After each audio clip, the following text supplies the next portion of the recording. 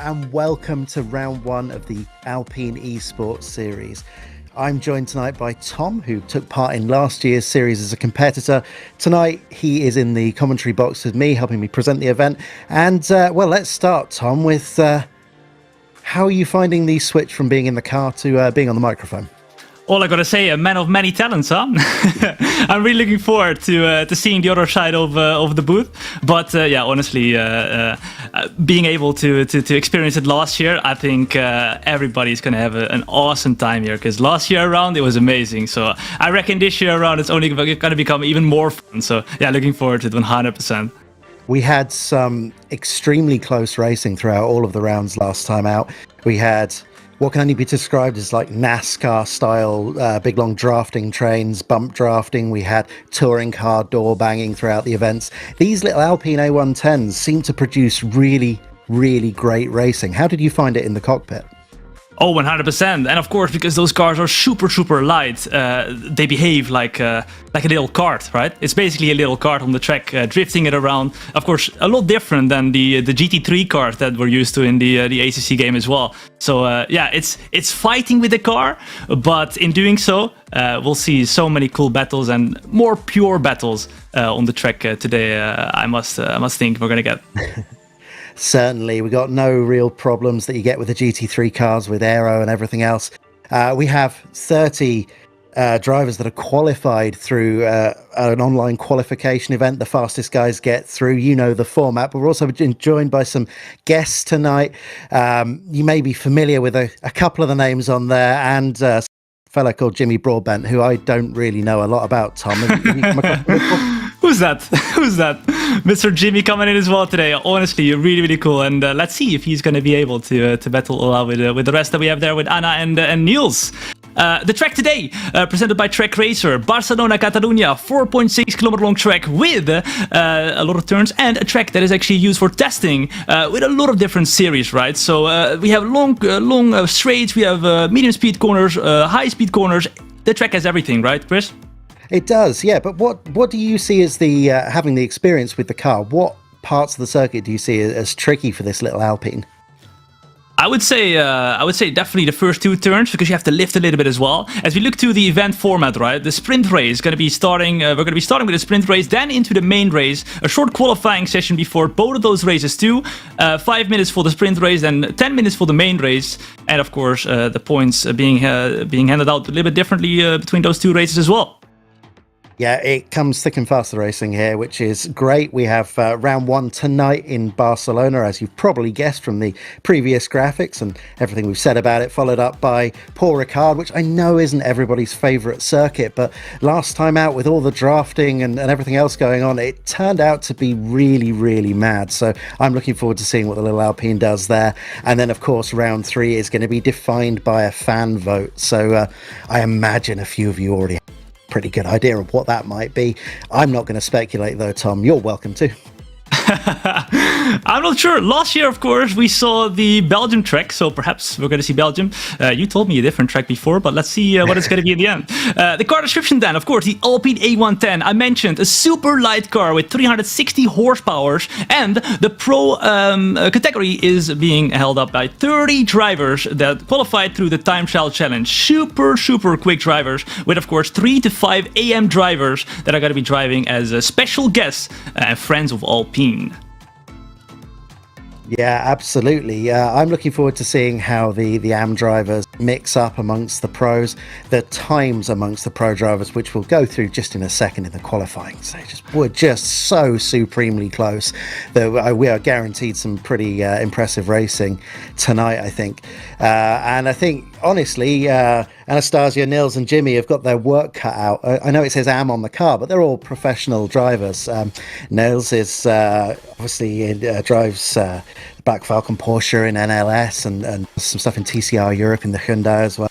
And so, yeah, there's wealth of experience there, but I think the pace amongst the top 30 qualifiers that got through this is going to be a tough nut to crack, Thom.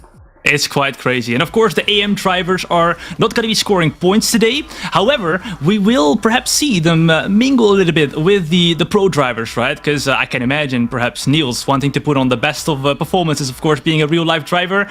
fellow countryman. I hope he's going to be able to do the country proud over here as well in the races. But yeah, who knows? Perhaps we're going to see someone at the front. They can all win. But we'll see in the AM class the differences being a little bit bigger. But like you said, in the Pro class, there is nothing to play between all of the 30 drivers. Yeah, we saw last year that tiny mistakes for people that were in contention for the championship just put them miles out. So this is really, really critical stuff from lap 1 of round 1 of this series. You've got 6 races in total, so there's not a lot of time to points deficit if you do make a big mistake. So pressure's on right from the word go, Thom. Yeah, for sure. And of course, last year you were commentating too. There were 2 drivers, I believe, that raced last year in last year's event too. Jean Blanc as well as Nicolet. How do you see their chances for this year's event? Yeah, well, that's a really good point. I think Fabienne and Victor, who you both referenced before, finished in the top 8 last year, 6th and 8th, respectively, and both of them were in contention right up until the final race. And I think Fabienne Jean Blanc finished 6th in the end and could have quite easily taken the overall win, but it went to a guy called Jardier, who I'm sure we'll mention at some point through the rest of them tonight. But let's have a look at those top 30 qualifiers first. Let's go. The new Alpine Esports Series. The cars line up. Green flag has been waved.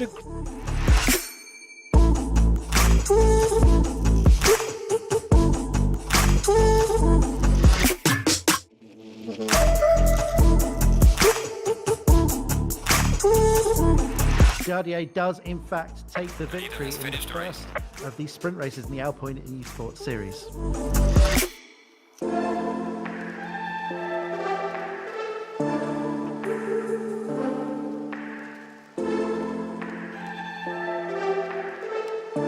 And they've touched.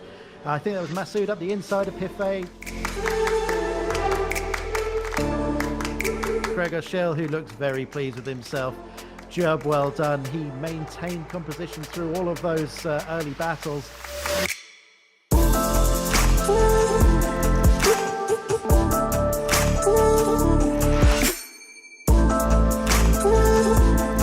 The checkered flag and a dominant victory.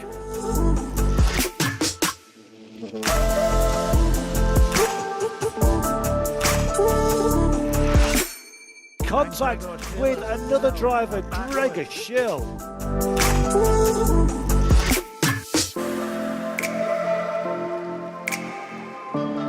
Green, green, green, we are racing, and Dimitrov getting a good run on the outside.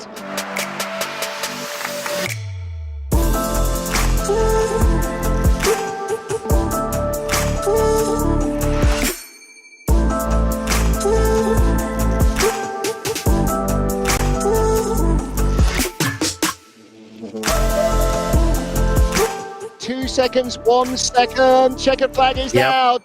Race Jardier is run. just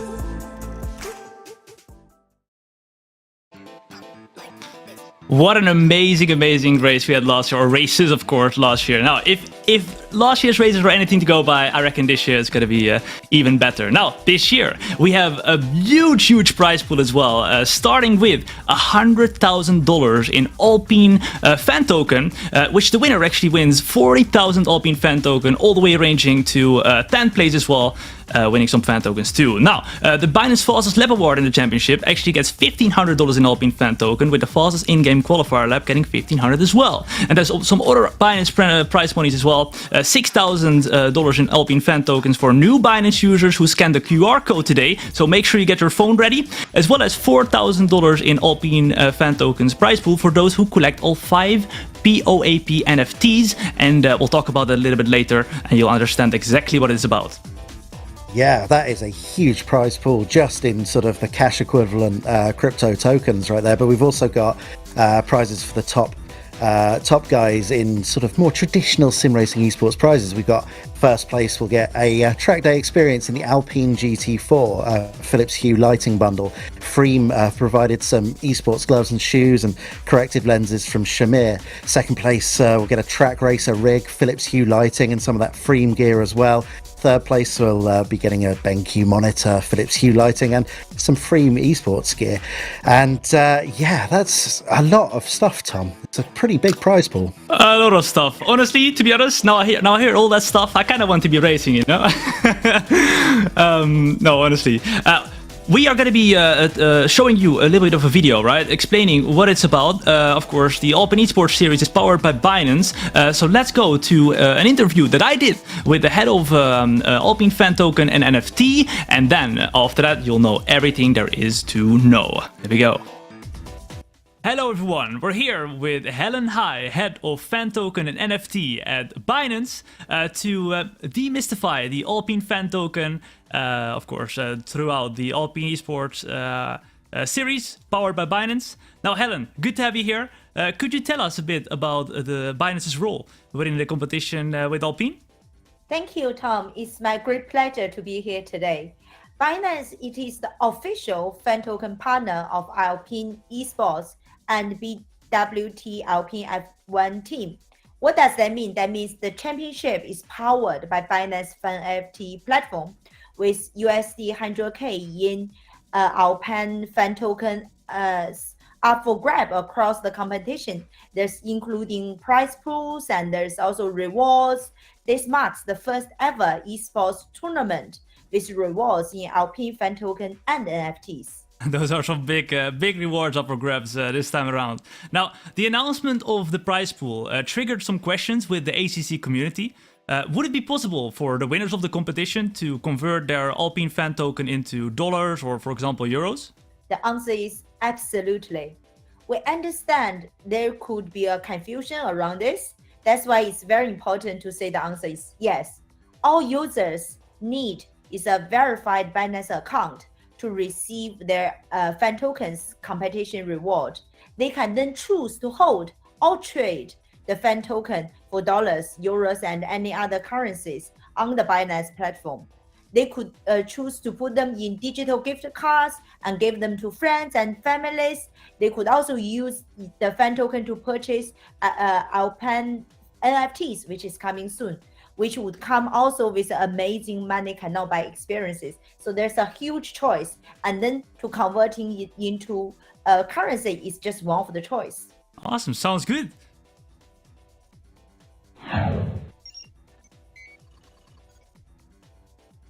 An introduction to Alpine Fan Token. Alpine Fan Token is a utility token that powers the Alpine F1 team fan experience and connects the team with its fans globally. Binance partnered with the Alpine F1 team to issue tokens to fans via the Binance Fan Token Launchpad. The Alpine token has created an innovative way for the team to engage its fan base and create meaningful brand experiences.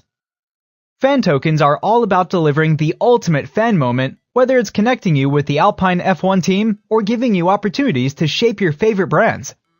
You can collect Alpine fan tokens or exchange them for true once-in-a-lifetime fan experiences.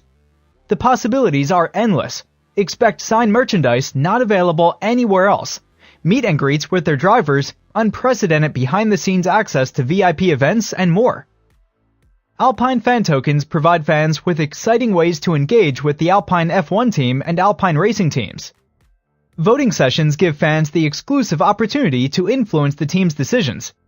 For example, voting on the livery of the Alpine A110 GT4, which the team will use in the Alpine Esports Competition. This way, token holders become more connected with the teams they support and champion. With more tokens in your wallet, you can wield more influence and sway. When you own Alpine fan tokens, you're not just a fan, you're part of the team. In addition to fan experiences, you can spend your Alpine fan tokens on limited edition digital artworks and team collectibles available on the Binance NFT marketplace. When you own the Alpine token, you'll also get additional fan rewards that grant exclusive privileges, including special reward pools, access to exclusive NFT drops, and more.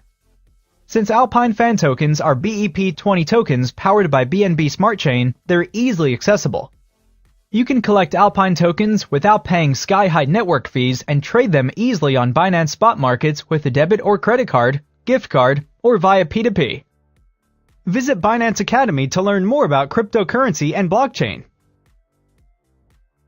Now, talking about like the engagement with the fans, right? Is there something more you could tell us about like how fans can get immediately involved with Alpine and Alpine Fan Token? One of the things, the most popular thing is the POP NFTs. Let me explain it more. Okay. We're releasing 5 exclusive Alpine Proof of Attendance Protocol, POP NFTs, throughout the Alpine Esports Series, powered by the Binance races. So that means if you watch all 3 live streams in April to June, there will be a QR code you can scan and use the Binance application and immediately receive those POP NFT. Each of them actually is a part of the Binance Alpine GT4 car, which you see in the game itself. There will be 4 different designs which users can collect, and each come with its own rarity. These designs were voted by the fan token holders on the Binance fan token platform, with the most popular voted one being the most rare. So actually user has a lot of choice to decide which one is the most rare, most valuable one. If you manage to collect all 5 POP NFTs, you will stand a chance for NFT mystery box airdrop with the full Binance Alpine G4 cars. So basically, if you collect all 5, you will receive an additional thing. And then this car will be able to be used inside of the ACC game itself, selected metaverse partners, and also come with a money cannot buy experience. On top of that, the new Binance user will be airdropped 1 Alpine fan token. So that's for the new users. If you scan the QR code and find in stream, also users can get their hands on the fan token on Binance via various payment methods.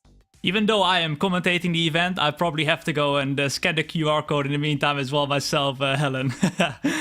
Thank you so much. I have to tell you, you know, for most of the mystery box sale, I was never able to get one because it's so popular. Definitely gonna be ready with the phones to scan the QR codes. Helen, thank you so much for explaining all this and answering the questions of the community surrounding the Alpine Fan Token and Binance involvement with the Alpine Esports Series. Thank you very much, and hopefully see you very soon in the stream itself as well. Thank you so much. Looking forward to working with the community very much, and we are here to serve. Thank you so much. Awesome, thank you. Now let's head over to the POAP video.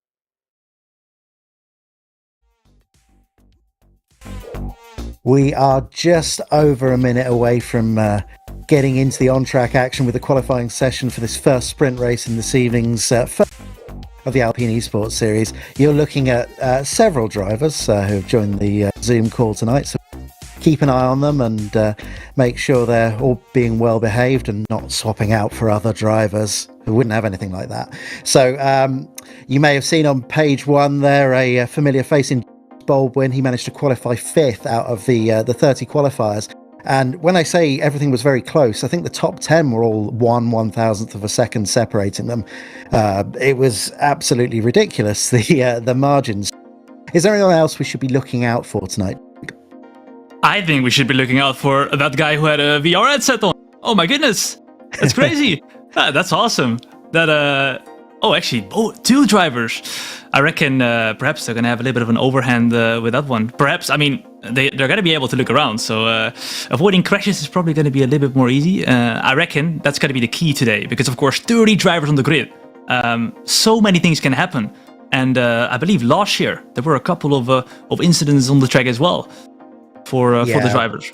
Well, Gregor Schill took himself out of contention. He won the first race, if I recall, and then out of contention in the second one by having getting involved in a clumsy accident, and probably cost him a real shot of winning the series. So small incidents can get you in big trouble here, as you mentioned earlier. I think VR would be tempting, but it's a long evening's racing. It does get a bit warm in there, but the flip side is it's only actually a 15-minute sprint race and a 25-minute main event. So actually, I'm with you, Thom. I think VR is probably the way to go. We touched a little bit earlier on where some of the problem areas at the Circuit de Catalunya might actually be in these cars. I think you suggested turn 1 and 2, but then there's that turn 3, the aero-heavy. So I can't remember when I last drove the Alpine on this circuit, but I imagine once tyres start to get a bit worn, it could get a bit squirrely through there. And then of course there's that very complex final sector with the sort of fiddly chicane. Thom, how does the car handle the curbs? Well, actually, that last sector, there's huge, well, as I like to call them, baguettes, which you do not want to touch. Especially the last sector, we have a lot of chicanes, very sharp turns. Those curves you want to stay away from. And of course, I mean, we're going to see some side-by-side action today. If there is side-by-side action over there, there will be some cars that are going to take the short way around the track and avoiding those curves. So I reckon that last sector is going to be super interesting, as well as, like you said, turn 3, right? Because turn 1 and 2 is not necessarily the most dangerous point, but that turn 3, once the tires are starting to give up a little bit, then you need to watch out, because you have to lift. If you don't lift enough, if you keep the car rolling and you drift around the corner, then that's going to be a very treacherous part of the track. Now, where do you think the most overtaken opportunities are going to be when you look at a track like this, Chris? Well, we found last year that this is a very sort of draft-dependent car. The braking distances are fairly short in terms of GT cars, so getting the move done on the brakes can be tricky, but the classic overtaking points at Barcelona are down into turn 1 and then into the hairpin, which I think is turn 8 from the top of my head.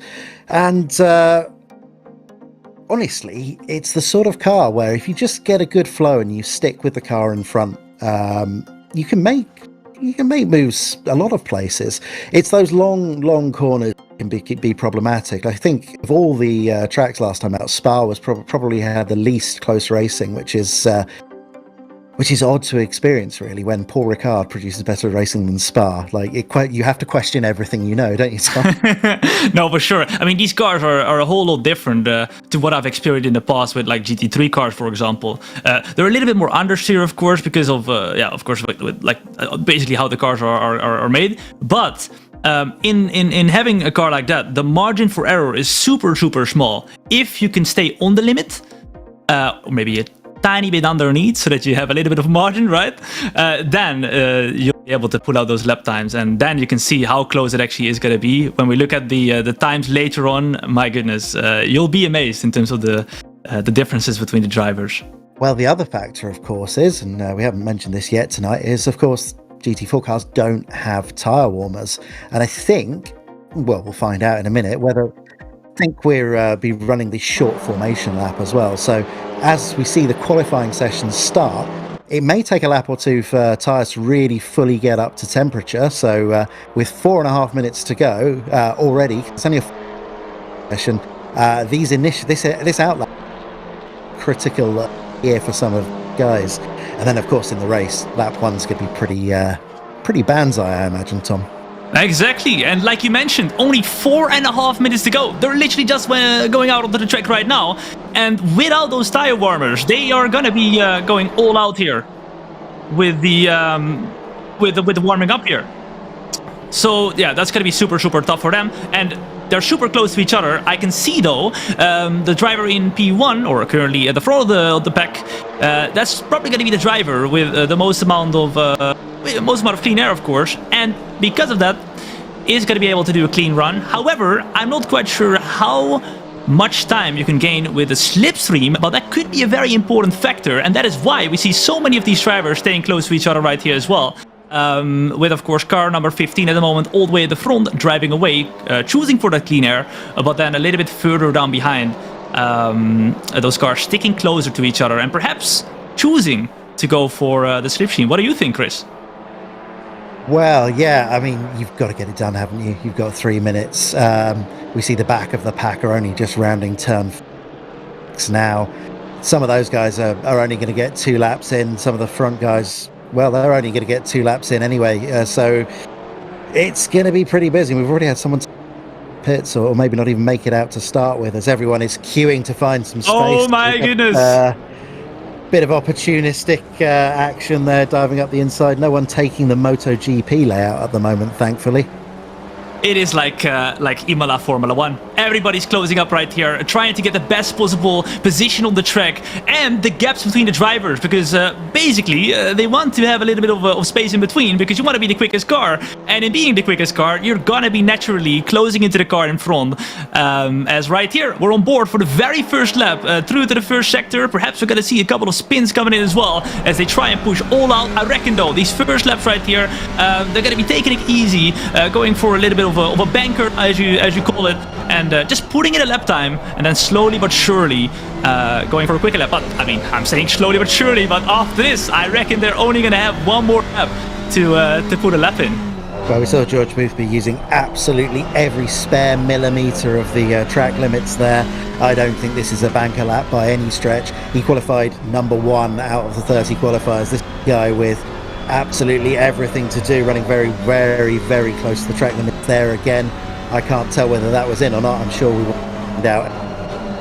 Using every bit of the runoff on the right hand side as he breaks down into the hairpin. This is a 10/10 lap already, Tom. For sure, and now we get into the section where you have those baguettes, especially on the left-hand side. So look out to the left-hand side. You'll see, or actually no, not the left-hand side, but the right-hand side over here. You can see those big right curbs on the inside over here as well, and you can see he is definitely taking a big margin right there on those curbs, going over the yellow curb though, and out through the last corner. What is it going to be in terms of lap time? I suspect 152.3. 150. Look at that. 152. That's extremely fast already out of the gate. That's going to be well, that's how the pace is here at Barcelona. We are already getting multiple times thick and fast, fairly close at the top still. 100%. 0.035 between Boothby and Müller. So already we're going to see battles here for the P1 spot. A lot of drivers though still on their very first lap. We have 41 seconds to go in the qualifying session as we go on board with Calandrino, who is going over the line for a P12, 7/10 to the lead. Now, Lucas Muller there at the top of the timesheet. He was a runner-up in the Formula E series a couple of years ago. Definite name to watch, as is Boothby, who was in P2 just as we were watching them. So all of the fast guys straight to the top. Turns out, oh, and there's a Jimmy Broadbent in the pits. That's not a good place to be. Hasn't left the pits by the looks of things and hasn't set a time yet. So be interesting to catch up with him a little bit later and find out what that's all about. Perhaps he is trying a very interesting YouTube video, lost the first challenge or something like that from the pits. That could be the case. Well, if you don't set a qualifying time, nobody can know what pace you've got. Quality strategy there. Boothby dropped down to 5th, but currently 4/10 up on his time, which is a big chunk. We talked about tyre warming and how it takes a little while to get the full heat into these tyres. Prepping for a 2-lap run and keeping the tyres in a window where you can get 2 laps out from a cold with no blankets is a real challenge as he bounces straight over the yellow sausage. Once again, every part of the track and more. Doesn't need to use the runoff at the edge of the circuit and pops it at the top. P1, great job. 51, the only driver at the moment to put in a 151, but we have a couple of drivers currently still on their laps, and as the checker flag has just waved, you can see them, some of them going very high curbs, and that could lose them a little bit of time. But coming through the last corner, Whitehead going over the line. Will it be a good enough lap to challenge Boothby? No, it's going to be a P7, 3.5 tenths, and as you can see, the gaps are a little bit better than the qualifying times in terms of time trial, but now is when it counts, and they only have 2 laps to do it. So, it's going to be now or never. Well, still half a second. Oh, yeah, Pedic in pole position, grabbed just pipped Boothby to the post there. But, sorry, I was saying just before that happened, the top 12 covered by just half a second, still very, very, very close at the top. My goodness, and there's still a car going over the track, over the line right here. It's Miato as well as Nurby. Is it gonna be a challenge for pole position? No, it is not. And it's gonna be Pedic, Boothby and Nurby in the top 3 then. Yeah, thick and fast there. The difficulty as a commentator in a 5-minute qualifying session is literally everything is happening all at the same time. So we saw a lot of times coming in at the end there, the order being shaken up a bit, but it's no surprise to me that we saw names like Boothby and Nerby and Whitehead and Nikolai and at the top, Lucas Muller as well in there. All of those people qualified in the top 10 for the sprint qualifiers before this event today, so it's not surprising to see those guys at the top. I think most surprising was to see Jimmy Broadbent stuck in the pits. We'll have to find out what that was about, Tom. Any rampant speculation from your side? Well, yeah, like I said, perhaps it's a video, perhaps it's maybe a brake failure. Actually, last year around, I had a little bit of a brake failure in the middle of the race as well, I can remember. So perhaps he had the same thing and his brakes popped in the middle of the race, or in the middle of trying to go out on qualifying. But here we go. We're running through the grid right now as well, onto the track. It is looking like a little bit of a sunny day, so I don't think actually all of the weather conditions and stuff are already like the same throughout all those races, so they know what to expect. So they should be ready to go for a good race. 15 minutes of sprint race, and it will indeed be a sprint, because with 30 drivers on the grid, you want to make yourselves get up the grid as soon as you can to nab some points. Yeah, so just looking at the order there, I think James Baldwin will be a little bit disappointed with 9th. He was 5th of the qualifying guys, and the main upset there, Michael Romagnoli, who is a R8G Academy driver, only managed time good enough for 25th in the qualifiers, but as you see, P5 on the grid. The rest of the names are all largely top 10 qualifiers, so exactly what you would expect there. Victor Nikolai in P15, followed by Jean Blanc. Both of those fought extremely bitterly together last year, involved in lots of on-track action, and next to each other again today in P15 and P16. A little bit out of the scoring positions at the moment, but they have more experience than the 14 drivers in front of them. I expect to see fireworks from those guys. 100%. I can remember last year those guys were aliens in my book. So let's see if they can extract their alien skills once again today. Of course, from P15 it's gonna be tough because you have 15 minutes to go, and laps normally take around, well, you saw 1 minute 52, but of course in the race it will be a little bit slower. So maybe 7-8 laps or something like that. And in those laps you'll have to go and try and overtake and get to the front. But knowing that these drivers are the top of the game, that's got to be tough. What is also going to be tough is not only do we have the short formation lap, the drivers are going to go from just before the chicane to the start-finish line. It is probably the shortest of the short formation laps in Assetto Corsa Competizione, so you've got absolutely no time to get any heat into those tyres and brakes. So they're going to be totally stone cold. So watch out for some fairly slippery action through the first corners, Tom. Looking forward as we get through the last corner right now. Everybody side by side on the grid, and once they cross the finish line, it's gonna be elbows out all the way into the first turn. Will we see fireworks already in the first turn? I hope it's gonna be all the way clean throughout, and then we'll see some side by side action all the way into the first turn. But here we go then, green light for the first race of the Alpine Esports Series powered by Binance. In the first turn, it looks like there has already been an overtake as they go side by side into the first turn. My good and yes. Yeah, it looks like Boothby got a better jump off the line to the point where he was actually able to go around the outside down into turn one. Absolute dream start for Boothby. Unfortunately for Marco there, just not quite as quick off of the green flag as he'd like to be, as we got a spinner through into the turn 2. Sarnecki not going off to a very, very good start, and already back all the way at the back of the grid. But remember, nothing is impossible. We have gotten many laps remaining, and there will be some fireworks at the front of the grid or perhaps in the middle, and he'll be able to get back here. But in the middle of the field, or actually around P6, is Koen right behind the gearbox. And honestly, over here, it's crazy how close they drive to the cars in front, side by side, wheel banging all the way throughout. We can all do it in these little cars, like I referred to them as before.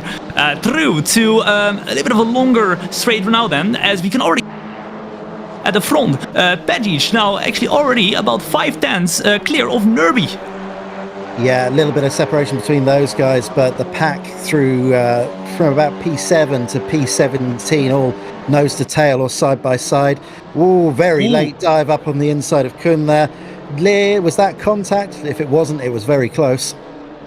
And look at that, it's actually going to be Koen all the way around the outside over Rob. But just about not able to, and in doing so, he's now getting attacked. He's getting attacked on the inside, going super wide, too wide, over the curbs and being overtaken. So in trying to go for the overtake, he actually got overtaken right there. So you gotta watch out. When do you pick your fights? Because if you pick your fights too early, boom, you get overtaken. And now there's a big gap already to the front of the grid, and we can start seeing some trains forming slowly but surely. Right here in the first race, the sprint race of the Alpine Esports Series. Now, a very defensive move right there in the middle though. You can see a super close fight. The train is literally almost bomb drafting right here. Going into the first turn, will we see a move? I'm not quite sure. Chris, what do you think? Yeah, well, we saw an excellent move around the outside by Luke Whitehead, and then Koen having to go defensive into turn 1. Obviously, Jimmy having a bit of struggle with traction there through the old DD wheel, getting a lot of wheel input, which is something you do get with these cars, particularly on cold tyres. You know, you see some of the fastest eSport drivers driving it like it's silk glove stuff, but not me. I'll be wrestling it like that. Tom, what about you? I can remember I was wrestling it like crazy as well. Now, actually, in P28 already, we have one of the amateur drivers, so they're not doing all too shabby. Jimmy Broadband coming from the back of the grid as well, already up at the P30, and he is focusing. You can see it. He's not talking. He's focused on the job, trying to get up the grid as soon as possible. As we're on board with James Baldwin, trying to get up the grid as well. Of course, at the front, we always see super close fights. But looking at the timing standings, we can see that Nerby now has 1.2 seconds of a gap to Pagic. So at the front, they're starting to stabilize a little bit. However, in the midfield and even a little bit closer to the front, we have some crazy battles. As James is going to try and keep it up the inside, but the Binance car right there is going to be going defensive and keeping behind for now.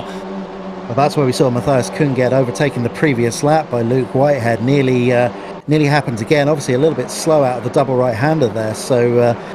Perhaps Baldwin will have learnt from that and be better positioned to take advantage of it next time, as we see cars absolutely bouncing across the sausage curb. JV there, JL Valero, getting well into the slipstream. Let's take a look at this and just see what happens in the slipstream here. It's not the longest straight in them. It's enough. It's clearly enough. Car in front having to go, Pagano going defensive. But the wrap around the outside is quite strong here, actually. And then, of course, you're on the inside for the left-hander into turn 2. Beautiful move. Absolutely textbook. Beautiful move. You can see moves happening everywhere, actually. It's too much to keep an eye on, as right before saw a move as well.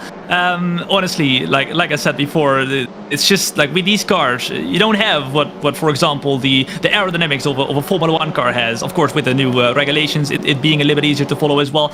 But with these cars, it's just a run and gun, going for it, and then trying to go for some moves. Now, we saw in the last sector a couple of moves where those big baguettes, the big red curbs are as well. However, we saw a couple of drivers actually go out of the move, decide the best of it, because after that, you're basically setting yourselves up for a long straight. So we saw some drivers going out of moves where in the first lap, we saw them trying to go for the moves and actually losing some time because of it. Yeah, I think if you're going to be forced onto the sausage curbs and lose the momentum that you get through the chicane, it's better to bail out early in that situation. And use the luxurious tarmac that the F1 FIA circuit grade A license gets you these days to set yourself up for a better run down the straight. Perhaps not in the spirit of racing, but well, let's see what Marius Twardslow does through here. Nice and calm. Lots of cars behind him bouncing across the sausages though, and you can see how much time that costs them. He is fairly decently positioned behind Bajera again. Let's see what this slipstream can do. He's a little bit further back than we saw on the previous laps, and with the straight, even in the slower GT, goes by very quickly, Tom. For sure. If you haven't yet seen on the screen right now, you can claim your Alpine airdrop. So get your phones ready, scan the QR code, and get involved right there with the Alpine airdrop by Binance. Phone ready, boom. And there will be more throughout the streams as well. But we are currently on board with Twardslow, who we saw on the stream a little bit earlier as well, with his camera fighting the steering wheel super close. And yeah, honestly, you're starting to see a couple of trains right now, or a couple of groups. And yeah, in these groups you'll see some beautiful racing with the gaps getting a little bit bigger between the groups, right? Yeah, Bagheera in front seems to be missing a few apexes, perhaps struggling with the car a little bit more at the moment. So I would imagine that Twardslow is going to be looking to make that move fairly soon. Boothby coming under pressure now. That gap's never really been more than about half a second. So we see James Baldwin taking a look at the inside of Luke Whitehead. In fact, that's the outside, because we're going into the hairpin, aren't we? It's going to be very difficult to make a move stick round there. Not a lot of runoff to use either. Not this lap, I'm afraid, but we didn't see him off camera get past Kun there, as he'd been threatening to do for a few corners. So Baldwin making good progress, and certainly someone we would have tipped as one to watch, as he uses very much all of the track there.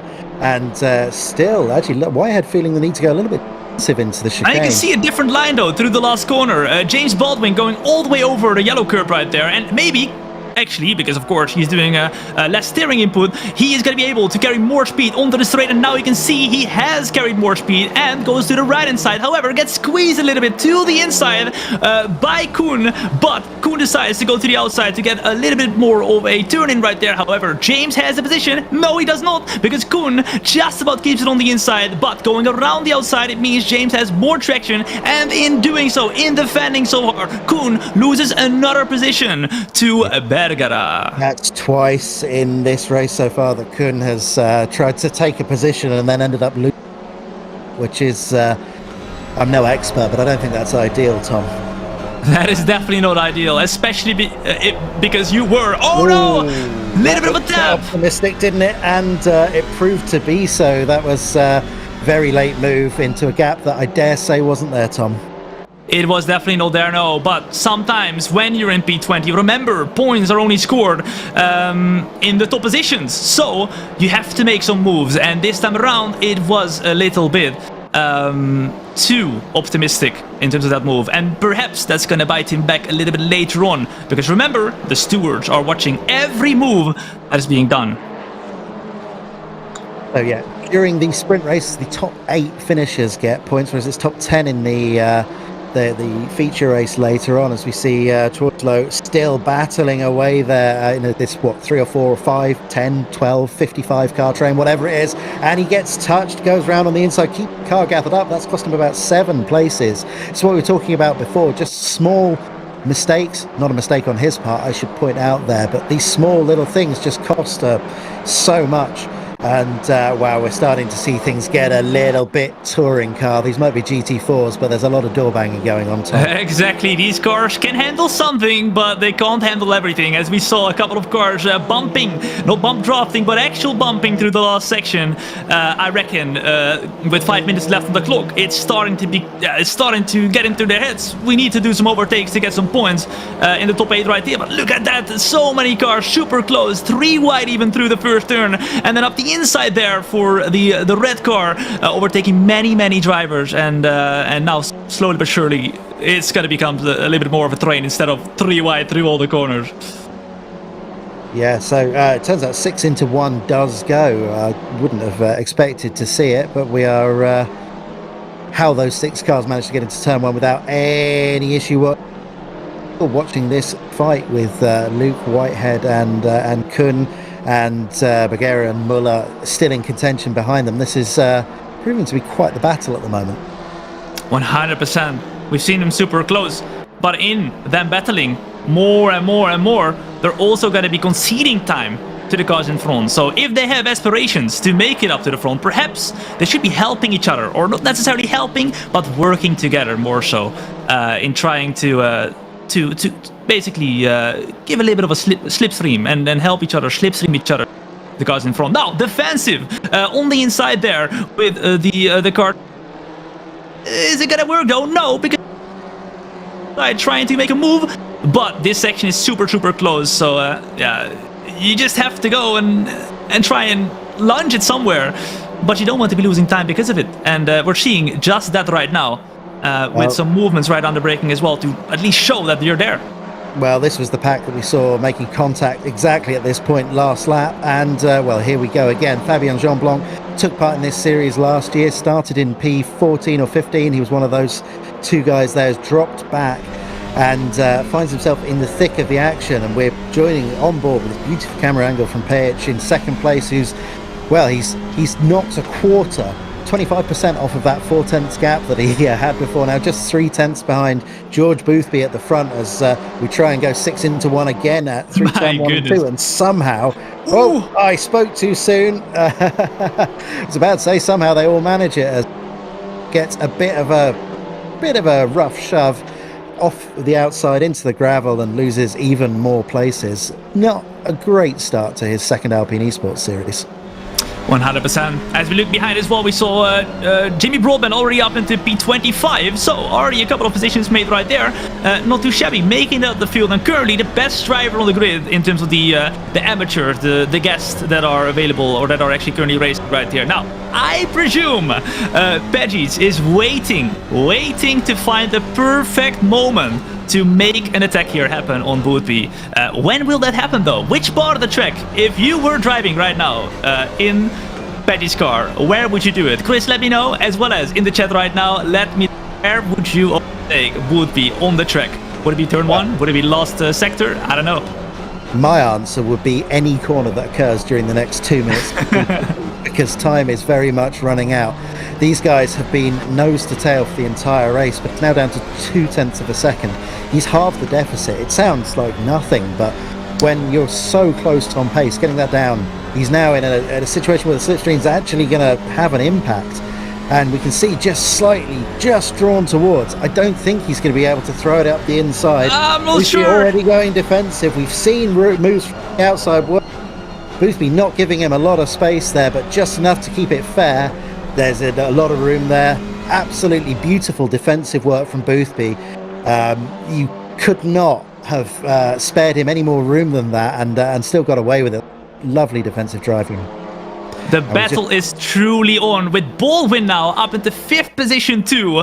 And a couple of laps ago, I only remembered P7, so he is getting into the groove, getting to do those overtakes, and currently P5, some good points, and trying to maybe even make it further up the grid. Or Romagnoli is gonna try and still super close. But I reckon James Baldwin is on a scorch his way through to the top positions. Now, this is the battle that we saw coming through the first turn, last lap around. Will we have enough time to go for one last move, Mr.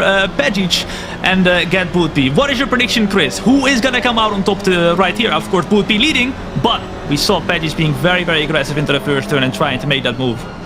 Well, we've got 30 seconds left of the lap. Is he going to hit the checkered flag? I think it's going to be very close as to whether they make it and we get another lap. I would slow down if I was Boothby.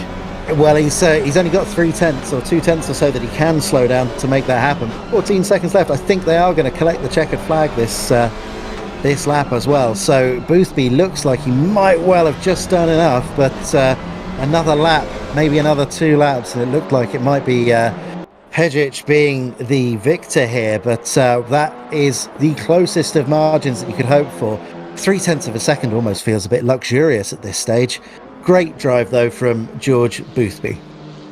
Boothby wins the first sprint race of the day, and you can see he is very relieved that he came over the track in first position with the Peggies being in P1 just for a tiny, I think it was almost a second, with a couple drivers coming over the grid right here as well, left and to a couple of penalties being dealt out, as we saw some tangling up earlier on in the race, with Jimmy Broadbent coming home in P28. So the top driver in the AM section with Anastasia Lopez and Niels Langeveld, my fellow countryman, in P30.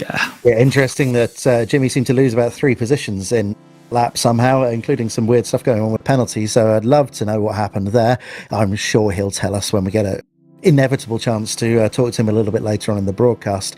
But it's hard to look at anything other than that battle for the front and think that you've got 2 very, very fast guys doing a fantastic job. George Boothby coming out on top, former Guitar Hero champion, and now a sim racer, and plying his trade very handily during that race from Pejic with a luxurious 3/10 margin. Nerby, who qualified well but wasn't able to stick with them, maybe a whole second, as you said, back. Miyato, we didn't see a lot of him during the race, kept his nose clean. Baldwin, who we saw a lot of, making his way up from, I think, P9 on the grid to start with. And then the embattled Romagnoli, Whitehead, Kun, Valero and Delia, who we saw a lot of during this. Sadly, the last 2 missing out on points in the sprint race. Remember, though, you breathe now, Thom. Yeah, honestly, it was continuous action all the way from start to finish, and no, I think we missed a lot, but I think that's a very good thing, right? That we missed a lot, because there was so much that happened on the track, and now honestly, I think for those drivers that we saw on the top 10, I think it's going to be a very, very good confidence boost. Because they know that in this first race, this already scored a couple of points, at least if you were in the top 8. But they know they can keep it clean, at least with the drivers that were surrounding them in this race, and they know that come in for the main race, it's gonna be tough as well. Gonna be good. So yeah, we're going to be joined by the winner of the sprint race, George Boothby, who, frankly, didn't have the easiest time of it. But well, let's find out. George.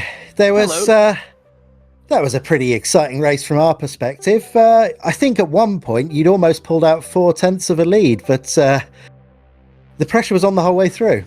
Yeah, that was a very stressful race, because I knew that he was definitely a little bit quicker than me. Like I think in quali, he beat me in quali, and that was a really good lap for me. So I thought, if I'm going to win this race, I need to just be on it at the start and just trying around the outside, otherwise he's just going to break away. So I managed to pull that off. I just braked as late as I could and managed to get the move. And yeah, at first I did start pulling, and I was like, hang on a minute, maybe I'm just doubting myself a bit here. But then towards the end of the race, it just kept creeping back up. So I just defended where I could. On the last lap, he tried on the outside, and it was an awesome little battle there. We both gave each other room and, respect, which is what you like to see. And I managed to just sneak out on top. So, yeah, it was a really good start to this. I'm proper happy with that.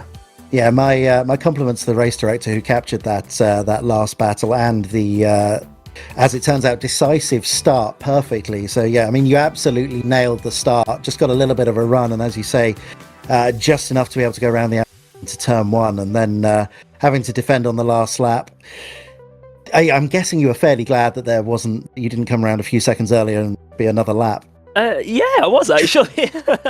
I was quite glad that was the 15-minute race. But I mean, yeah, this next one, obviously 25 minutes now, so, and even hotter temperatures, so the tyres are going to struggle in this race. You're going to see a lot of mistakes, I think, in the last 10 minutes from some drivers. So, yeah, big points on this race. So hopefully I can do the same again. Now, I was saying, right, to Chris, if I were you, I would just slow down a tiny bit at parts where you can't overtake, right, in the last sector, to be able to not have that last lap. Of course, we didn't have that last lap, but did that go on in your mind? Or was that just like, no, I'm going to push all out, I'm going to go over the line and see where we end up, even if it's another lap? Yeah, I knew already that there wasn't a chance of getting another lap unless I was on some sort of other planet. So I knew that I'd go over the start finish line and be like maybe 3 seconds or so, something like that. So I was comfortable knowing that would definitely be the last lap. It did go in my mind a bit. Maybe I should slow down and let the others come up and catch him, so he's got pressure from behind. But I think in a 15-minute race, it's too risky to do something like that because it just takes one mistake from one driver and you could be spun around. So I think it was good that we did break away and we had our own little battle. Yeah, we saw plenty of that, and so I guess best of luck for the feature race coming up in a few minutes, George. Hey, thank you so much, guys. Cheers. Good luck. Yeah. Thank you. I believe just appeared in the chat, although now disappeared. We're about to be joined by someone who probably needs no introduction. So while we're waiting for him to turn back up again, Thom, how would you describe the individual we're about to interview next? Well, I think the individual that we're about to talk about is known as one of the most famous sim racing YouTubers there is in the entire planet, and there we have him in his personal new shed. Good to have you here, Jimmy. Awesome. Hey guys, yeah, good to be here. That was fun. I didn't come last, so I'm really happy. Yeah, so I was wondering, I was talking about it with Chris as well. We didn't see you in qualifying. What happened there? Well, I genuinely thought there was no point in me qualifying because I'd just be at the back of the grid, so I thought I'd just stay there anyway. And then got into it and thought, oh, I kind of wish I qualified now. But yeah, that was fun. I enjoyed that it was sort of scrap at the back. It's a fun little car to battle around with. It says GT on the side, but they drive more like touring cars, or at least they certainly race more like touring cars. How do you find the first couple of laps on very cold tyres with lots of drivers doing what drivers in sim races do? Oh yeah, it's a sim racing moment. I always drive these GT4s with TC off just because I enjoy it more. It's more fun to slide around with. So actually, I think that was quite good for me because I got a nice bit of heat into the tyres quite early on and was able to move the car around a bit in some of in the longer corners. T3 on the first lap is like understeer city, so I was having my own little mini slide through there, which actually I think to my benefit at the start of the race. At the end of the race, however, it definitely came back to bite me out all over the place. We saw you actually. I think you lost about 3 positions in the final lap. We didn't see on stream what happened there. Would you like to describe for the viewers what fate befell you? Well, I noticed some of the virtual spectators were starting to walk away, and I couldn't have that, so I pulled a couple of fat skids to bring them back. And but basically I just got a ton of oversteer, trying to keep the places I had. I mean, I had some fast guys behind me. I mean, they're all fast guys here, aren't they? So, and I just attempted to try and keep the place, tried a bit too hard, made the mistakes, and lost them. So, lesson learned. 100%. What do you think so far of the car itself, the Alpine GT4 car? Because I did the race last year, and I felt like it felt like a super heavy car, right? But it is not a heavy car. So what was your experience with the Alpine GT4 car in the first race right now in the sprint race? I quite enjoy it. I mean, you might know me, I like my tuning, and this thing just makes nice turbo noises every time you get off the throttle. So maybe it's bad for my race to keep laying off the throttle to keep hearing it, but yeah, it's fairly fun. Like I said, with the TC and stuff off, it's a bit more throwable. I like a throwable car. It probably isn't the fastest way around, to be honest, but it's a lot of fun to do it that way. I'd like to know what George is running, but I'm sure that those guys have got that all down to like a fine art now, where I'm just sort of, the equivalent of smashing through a shop window driving with my driving style. There was a slight difference in the approach to wheeling the car from the Zoom calls. You seem to be quite busy on the wheel, which I must admit is the way I drive as well. But you're looking at some of the guys at the front, it's all sort of silk glove stuff. So I fear you might be right about it not being the quickest way, but it certainly looks better on camera. That's what I'm here for. Gotta look good. The driving look good doing it. All right then. Fine. Okay. So what is your goal for race 2 then? To be honest, if I can get another not last, I'll be happy. I mean, I'm already going to get a massive trophy for winning the invitational sprint race there. So in the invitational category, so I'm going to try and get another bigger trophy for the feature race invitational victory. So yeah, I guess that's just a goal. Don't come last. Are we doing qualifying though? That's the question. Actually, I said to Chris, he's got to do a last the first challenge. Or something like that, like for the YouTube video or whatever. I did last at 25th. That's about as good, I think. So we call that first. I mean, I might have an attempt this time. See if I can to get a few more places at the start. Hell yeah, looking forward to that. Well, you're always closer to the accident if you're a few places further forward. Jimmy, thanks for talking to us, and best of luck in race number 2. Cheers, guys. Thank you. Have fun. Well, there you have it. The winner of the AM category, Jimmy Broadbent. I think that's the best way to describe him, isn't it? So we are not very far away, getting underway for the next set of races, Thom. How much different do you think that extra 10 minutes is going to make things? Yeah, I think honestly, 10 minutes. We heard as well, like Jimmy talking about like the tires at the end of the race being a lot more harder to handle, a lot more sliding. Now, of course, in a 10-minute longer race, it's going to be we're going to have even more issues with those tires. So I reckon the 10 minutes are going to make a huge difference towards the end of the race, right? Where those tires are going to... It depends, of course, as well, of how much you've been trying to keep a hold of those tires throughout the race. If you've been a little bit more pushing towards the start of the race than at the end, you might be crying for a little bit more rubber. All right, let's head to the track racer video right about now, and then after that we'll be back for some more racing. One thing that's really special about this track racer simulator is that we try to make the seating position as close to Formula 1 as possible, while also having the GT option. We're almost lying down, and that's what we try to replicate here. The Track Racer TRX is a hybrid simulator that allows the user to switch between F1 and GT seating position by adjusting the position of the wheel, the seat and the pedals. I think the TRX is, compared to an F1 simulator, is as best as you can have at home. The throttle, is very smooth when you get on it. You can really feel what you are doing with the car. I think the new TRX simulator is one of the best I ever saw in the market. I think you have best of both worlds in one sim. You can do GT, you can do Formula 1. You can adjust the seating position really easily. Anyone can do it. So we've got this nice bucket seat shape that hugs you in, and also you can adjust the position so that you're in a proper racing position. So sim racing and Formula 1 seem to be coming really close together. Obviously the pandemic forced a lot more of our racing into the virtual world. You could say the future talent comes from esports into Formula 1. Sim racing is getting really, really big. And I think more and more drivers are getting from sim racing to motorsport, to real racing. Simulators and racing sims are a good way of getting into motor racing. I know quite a few drivers that have done that in the past. The work on the simulator can really improve our performance on the track. We have seen we work a lot on the simulator with Alpine. Obviously in Formula 1 we're operating the absolute pinnacle of motorsport. The TRX starts to bring esports to that same level of performance. It's equipment for the very best at the very top end of the market. I do want the TRX track racer, yeah, definitely. Please.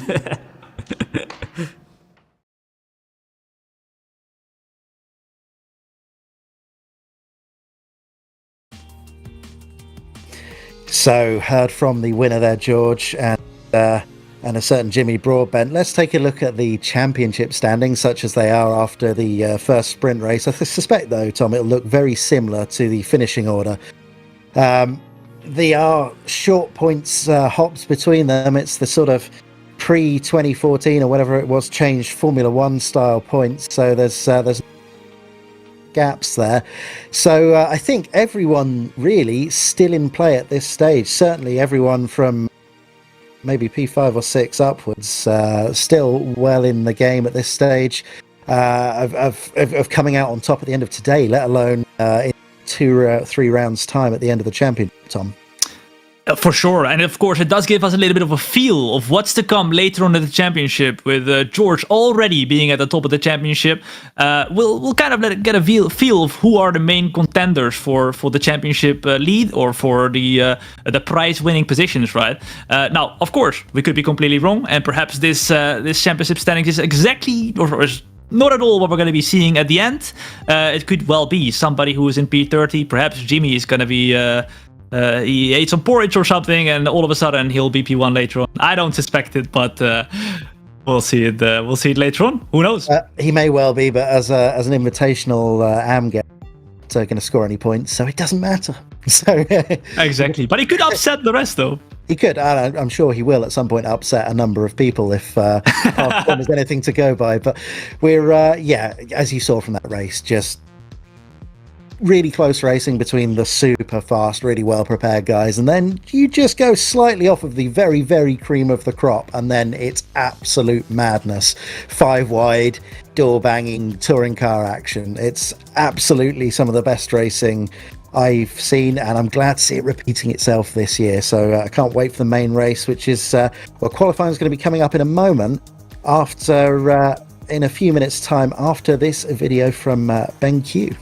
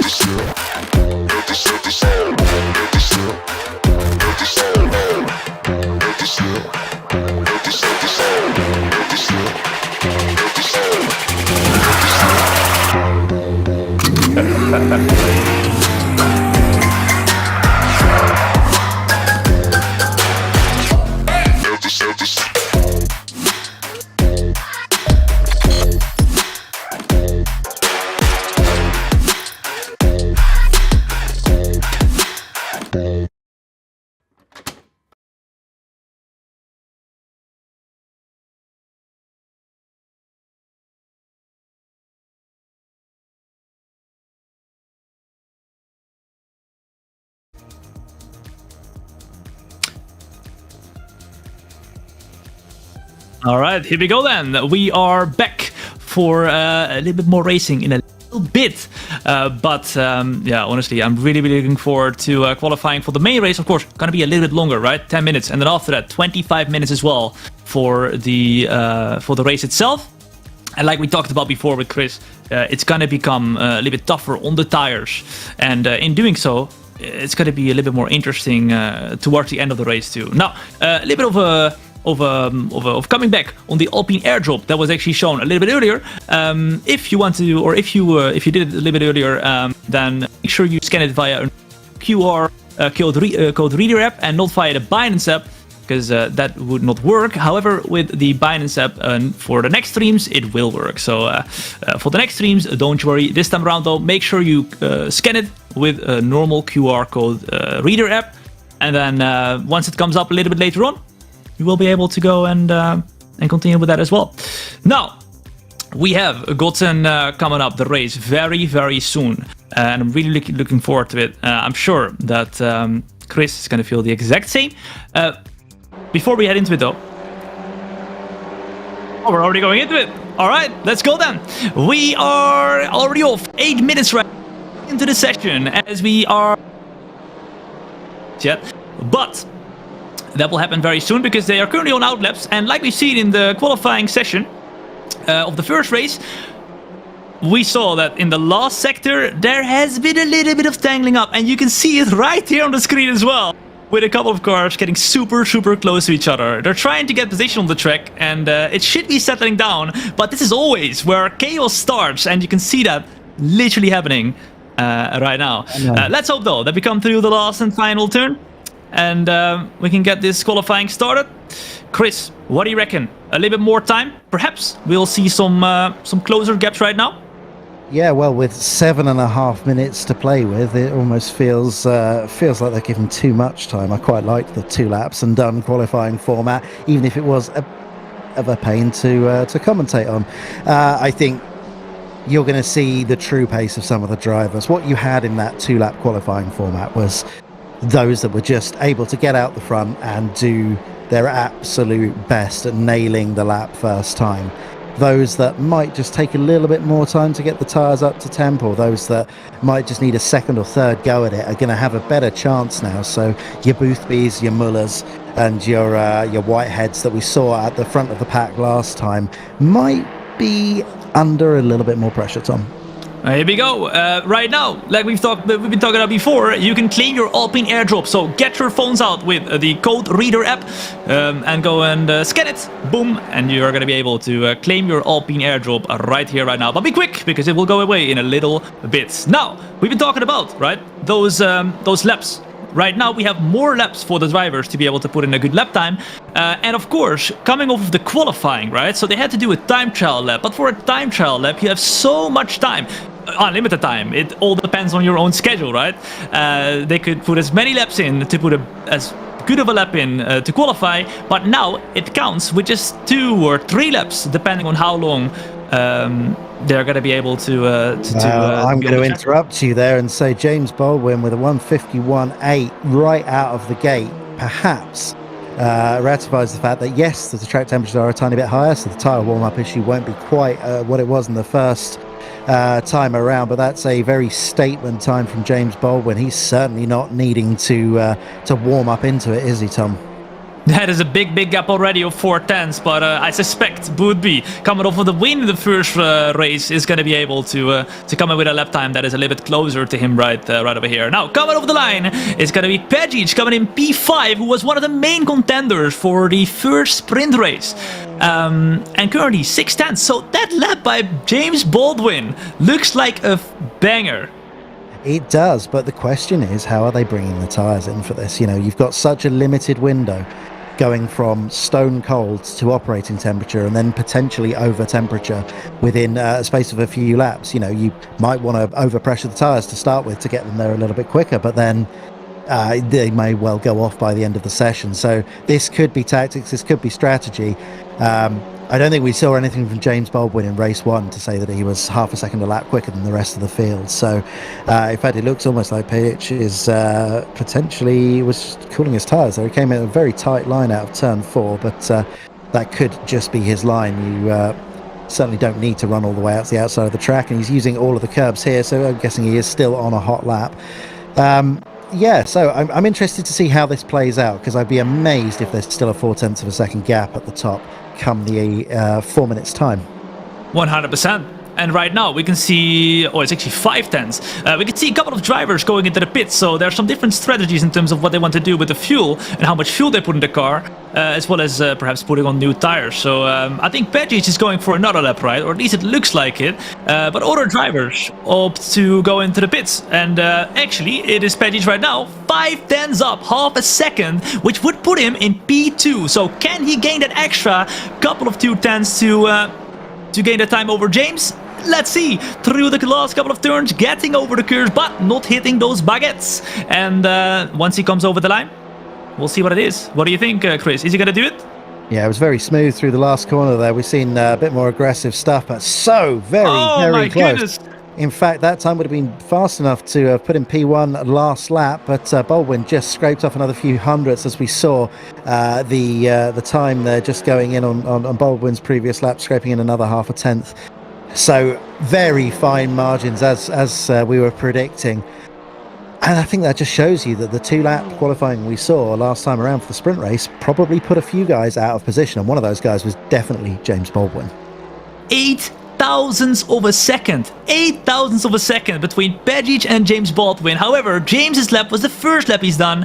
Now he's back on track. Now we're on board with Nicolay, who was a runner in the last year's championship, so 2021, as we're now on board with him. Look at the focus face. I always love looking at the drivers racing, because you can just see that they're focused to the limits and they don't have awareness of their surroundings or whatever. They're just in the game. Oh man, a little bit of adjustments on the steering wheel through the last 2 turns.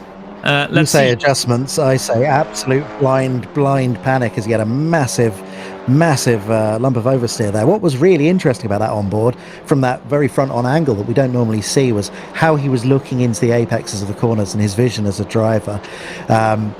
Very distinctive there right before he got that horrible moment, and you could see the panic on Victor Nicolay's face, very apparent as we are watching Remy Cresp now.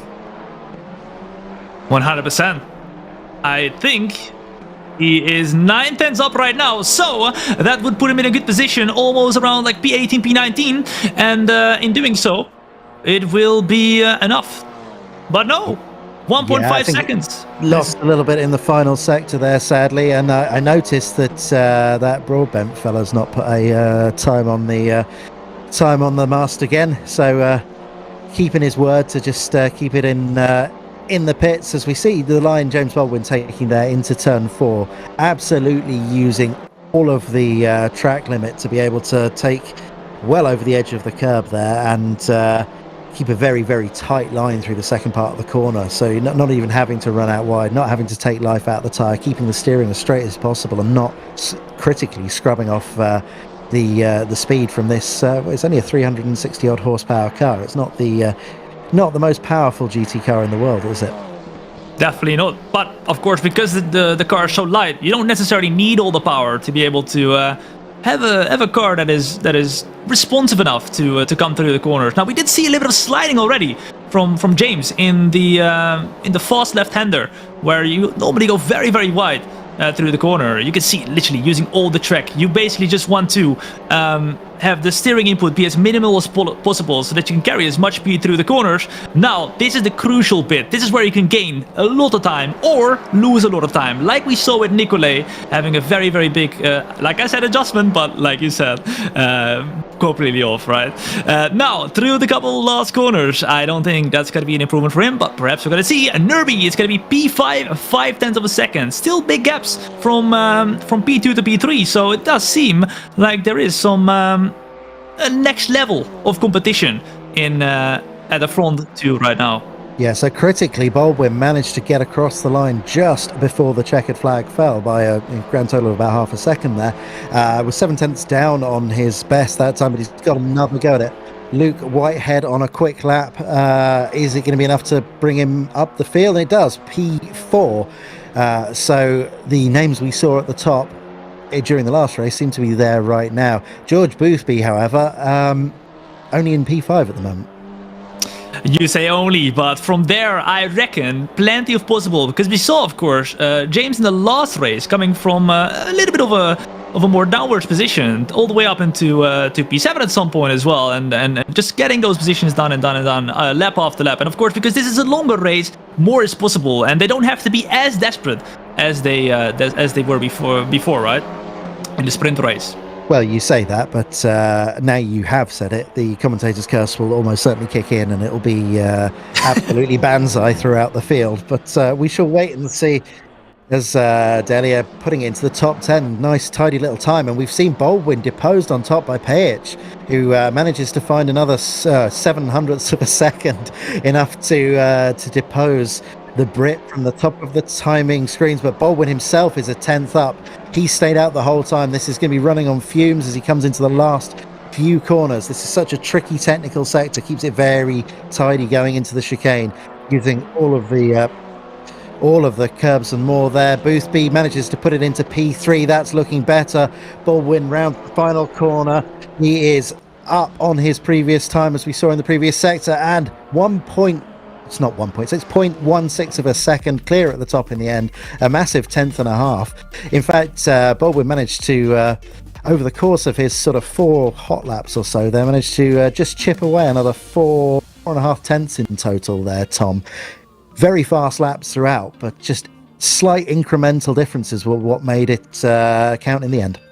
Crazy. 1.5 tenths from P1 to P2. Now, we've seen actually a lot more drivers in the 151s. Now, with that little bit of extra time that we had in the qualifying session, we kind of can see as well that they took more risks on those last runs. We saw a lot of drivers improving with the last run as well. Now, Nicolai, who made a little bit of a mistake earlier in P7 here, coming from last year. So let's see if he is going to be able to do a title charge once again. But of course, in the main race here, the most amount of points will be handed out. So it's going to be very important to be on point in this qualifying session here.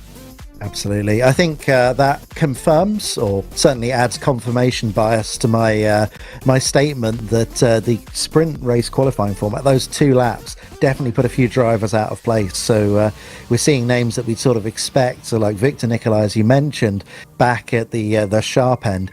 And, well, we'll see what he'll be able to do with his experience from last year. But, yeah, at the top, Payich again, Boothby again, but they couldn't beat Baldwin in the end. Just about. Now, Baldwin definitely built up his pace throughout the sprint race and the sprint qualifying, basically at the right moment, at the right time, because you kind of want to build up the pace in the sprint and then go into the main race as the pole position holder, because this is where the most points are handed out. And from here, we're gonna see a battle, a big one, for P1. Into the main race with Pejic once again in P2, but can he this time around actually go for the move instead of being side by side into the first turn? Will he be able to actually make the move stick? That's the big question. But right behind we have Boothby, and he wants some. Let's not say revenge, but let's say he wants to finish in front of Pejic here as well, because he wants to make it 2 out of 2. Well, we saw in the last race with Boothby on the outside in P2. Getting a good run and being able to commit that, and then being on the inside for turn 2. Those roles are reversed this time around, and well, it'd be very interesting to see what happens. But maybe Pejic himself is in the pound seats, being able to learn from his perhaps slightly mistaken start last time around and losing his pole position almost immediately to Boothby. Maybe he can do the same to Baldwin. Well, we'll have to wait and see, won't we? 100%. Now, a special shout out to our AM drivers in P31, P32, and P33 with GB Broadband not putting a lap time once again. So he lied to us, huh? He lied to us. He wasn't going to do a lap. I just think he wants to stay out of people's way. Just have an easy life. Yeah, 100%. And I think, honestly, from the back, he's going to have the most fun again as well, trying to get through the field and trying to perhaps profit from mistakes from other drivers. We saw in the middle part of the race, people were starting to feel a little bit maybe pressured to go for moves, knowing that the race wasn't necessarily all too long anymore. This race, though, is very long. 25 minutes and, of course, on one tire set. So they're going to have to go and nurture the tires towards the end of the race to be able to come out in front. So that's maybe going to be the key here. And of course, we can't look inside of the tires, but we can see the drivers sliding around. So once we see that, then we can start thinking about this is going to be getting tough for them. Yeah, it's an interesting race length when it comes to tire life, actually, because they're designed to double stint these tires, so they're designed to go for a long time. 25 minutes isn't a long race for them, but with this kind of race format, you have to get them so they're going to be in the right operating window quickly. So you're maybe going to be leaning on the tire a bit more early on than you would be, or you're going to be sliding around on cold tires if you go the other way, which is going to take life out of them. So you really want to be able to extract everything you can from the tires over 25 minutes, rather than leave enough left to do another hour and a half of endurance racing. That's just not going to happen. So it's always very interesting to see how drivers approach using that tire life. And as you say, Thom, I think things will get a bit interesting during the last 5 to 10 minutes. Or at least I hope they will. 100%. If the first race is anything to judge by, I reckon this one will be even more crazy. Especially because the drivers know from the inside of their heads as well. This race will be handing out the most points. I mean, from my point of view, I remember last year around, the main race was the big race you wanted to go all out in, right? Because of the first race, like you kind of like see how good everyone else is, because this is the first time they're driving with each other. Perhaps in other racing competitions, but this is the first time they're driving with the Alpine GT4 cars in the same race. So it's kind of like seeing what they're gonna do. But from here on out, it's gonna get serious. As we look at the track from like an aerial view, a very compact track. Like I said before, like it's a testing track. It has everything. It has slow corners, mid-speed corners, high-speed corners. And setting up the car with that will be very, very tough as well. But of course, with it being a testing track, lots of mileage being done on the track as well. So setup should be nailed down right over here. As we look to the grid, we are going to be, like you said before as well, like it's going to be a very formation, right, to the grid. Yeah, just 3 corners and about 12 yards of tarmac in between them as Baldwin leads the field away. Not a lot you can really do in that short space of time to heat the tires, to heat the brakes, to get any of that important core temperature into them. And Yeah, not a lot of time to really plan out a strategy, to see what's going on around you, to play any games. This is just start the race and let's go. And this is going to be the beginning of the feature race here, the main race for the first round of the Alpine Esports Series. Baldwin very far ahead, Haye lagging behind, and Baldwin already gaining an advantage as the lights go green. Haye looking like he got the better run off the lights though. Can he repeat what happened to him in race 1 and run round the outside into turn 1? Baldwin very close to the inside, feeling like he needs to go defensive from Boothby behind. Looks like Baldwin got a particularly bad start there, but importantly covers off the inside, breaks very late, and it's now Haye under pressure from Boothby. Ooh, there's a little bit of touching there, and there's a couple of drivers go off the track in yellow curve to slow down the cars. Now there's a little bit of an overtake for Whitehead already, who keeps the car full throttle through the corners. Oh my goodness, a little bit of mayhem at the back. There will be a couple of drivers currently very hot-headed, because there has been a little bit of an incident in the third turn, and we talked about it before. A very, very treacherous turn, especially if you're 3 wide, 2 wide, or even 4 wide, maybe we saw there. Yeah, another car in the gravel around the outside of turn 5. Perhaps not so surprising, given that they were 3 wide and still are 3 wide on the run down to turn 6. Lots going on behind there. Nowakowski amongst many other drivers, all just sort of tussling for position, little taps here and there, a little bit of door bang. All seems pretty friendly to me, Thom. For sure, and these cars are super hard to catch, right? Once the car goes, it's super hard to catch. You kind of just have to fully go off the throttle as there's some defensive moves going on. Who will brake later? It looks like the inside is going to be the way. But there will be a switchback. Will that be sufficient though? It's going to be a very, very, very narrow turn, and the outside is an option here. However, you have to travel more kilometers or more meters, and this time around it doesn't work. But super wide over the gravel, and it's going to be 3 wide there. No way that's going to work. Oh dear, that's Matthias Kuhn again, who twice during the previous race at that particular corner lost a position by trying to gain a position. This time doesn't manage to lose a position because he went so hard to the inside, making contact with Nowakowski behind him. But it has worked out in the end. Kuhn has not really been able to stay out of the crazy moments so far. Perhaps, like I always like to say, is perhaps he has a little bit of a magnet attached to his car, but perhaps he is just a little bit unlucky so far in terms of in which battles he gets involved. Currently, we're on board with Miyato, very focused, as you can see on the right-hand side, his camera, and trying to get his first sector started. And actually very close to the car in front. Yeah, I mean, we are this group of cars from P4 Nerby backwards, all basically involved in the same fight. Baldwin's got a half a second lead gap over Haye, who has a half a second gap over the Boothby, but then it's all to play for behind with this train of 3 and then another train of 4 or 5 cars behind that. So once again, the top guys just settling into a rhythm, and then the outside of the top 3, it's well, mayhem waiting to happen, Thom. For sure. As we look behind, actually, we can see Jimmy already made his way up into P25 with Niels actually also in P26. So they're actually perhaps helping each other here, perhaps helping the AM guys to come up the field. And yeah, a good start from them there, from all the way. I believe Niels was in P32. So that means, what is it, 6 positions, and Jimmy even more than that. So let's see how far up the grid they can go in the end. There is some fighting going on. Yeah, it's looking pretty busy there for Jimmer and the various cars around him as we see him working the wheel. Says he doesn't use traction control, and you know what, I'm inclined to believe it based on what's going on there. But in the thick of the action, you mentioned Langeveld, a real-world NLS driver. Looks like he might have unfortunately got caught out by the start procedure. If he's not that familiar with ACC, as he's got a drive-through penalty waiting to be served, sadly. So that excellent start may be rather short-lived, I'm afraid.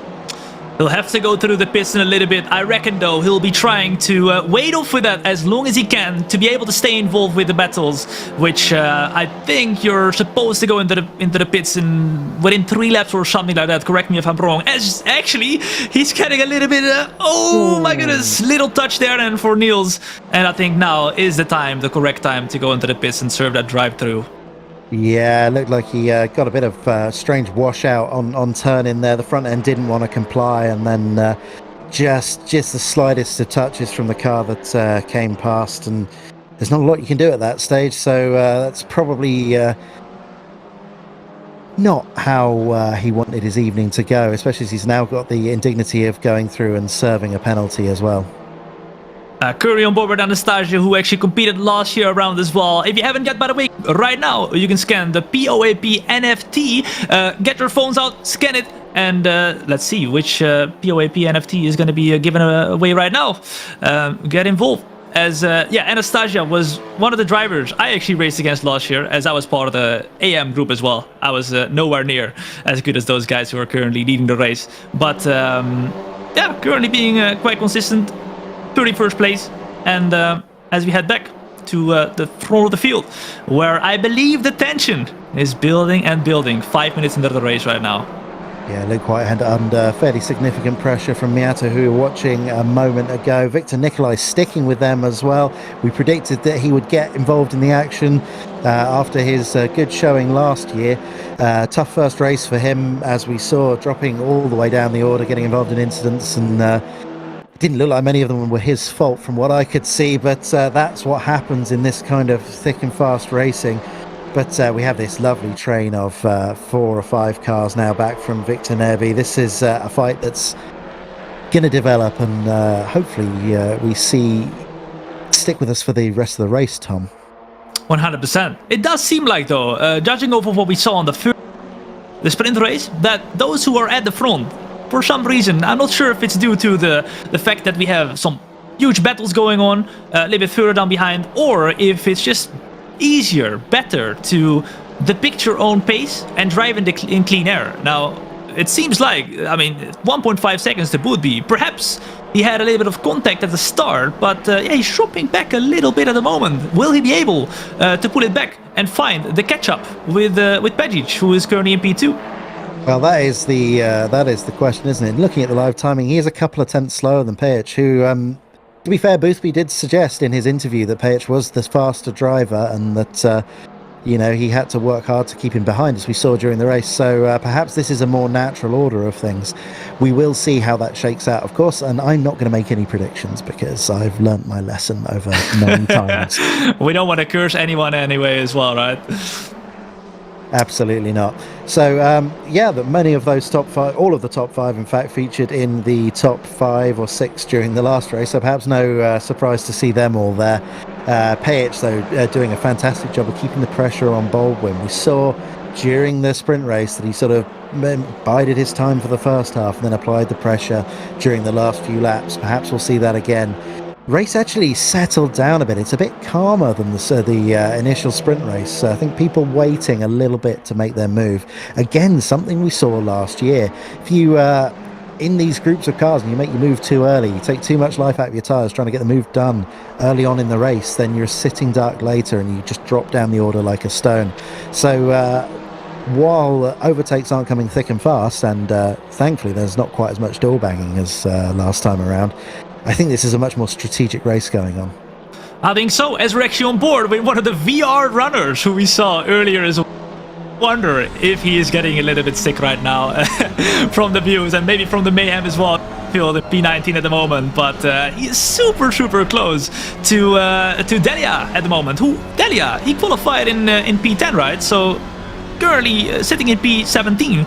That must have been a little bit of mayhem. Wonderful camera view there, as we saw the very late braking moment with the VR headset view on the right hand side, seeing that from every possible angle you could want. Beautiful textbook last minute overtake as he gets a huge amount of oversteer going through the turn 6 and 7 chicane. That's not what you want, and now he's under pressure again coming onto the back straight. So Tranquillini may feel the need to go defensive, certainly scratching his chin as to what happened there, but thankfully for him at least, Delia wasn't able to he goes too deep though.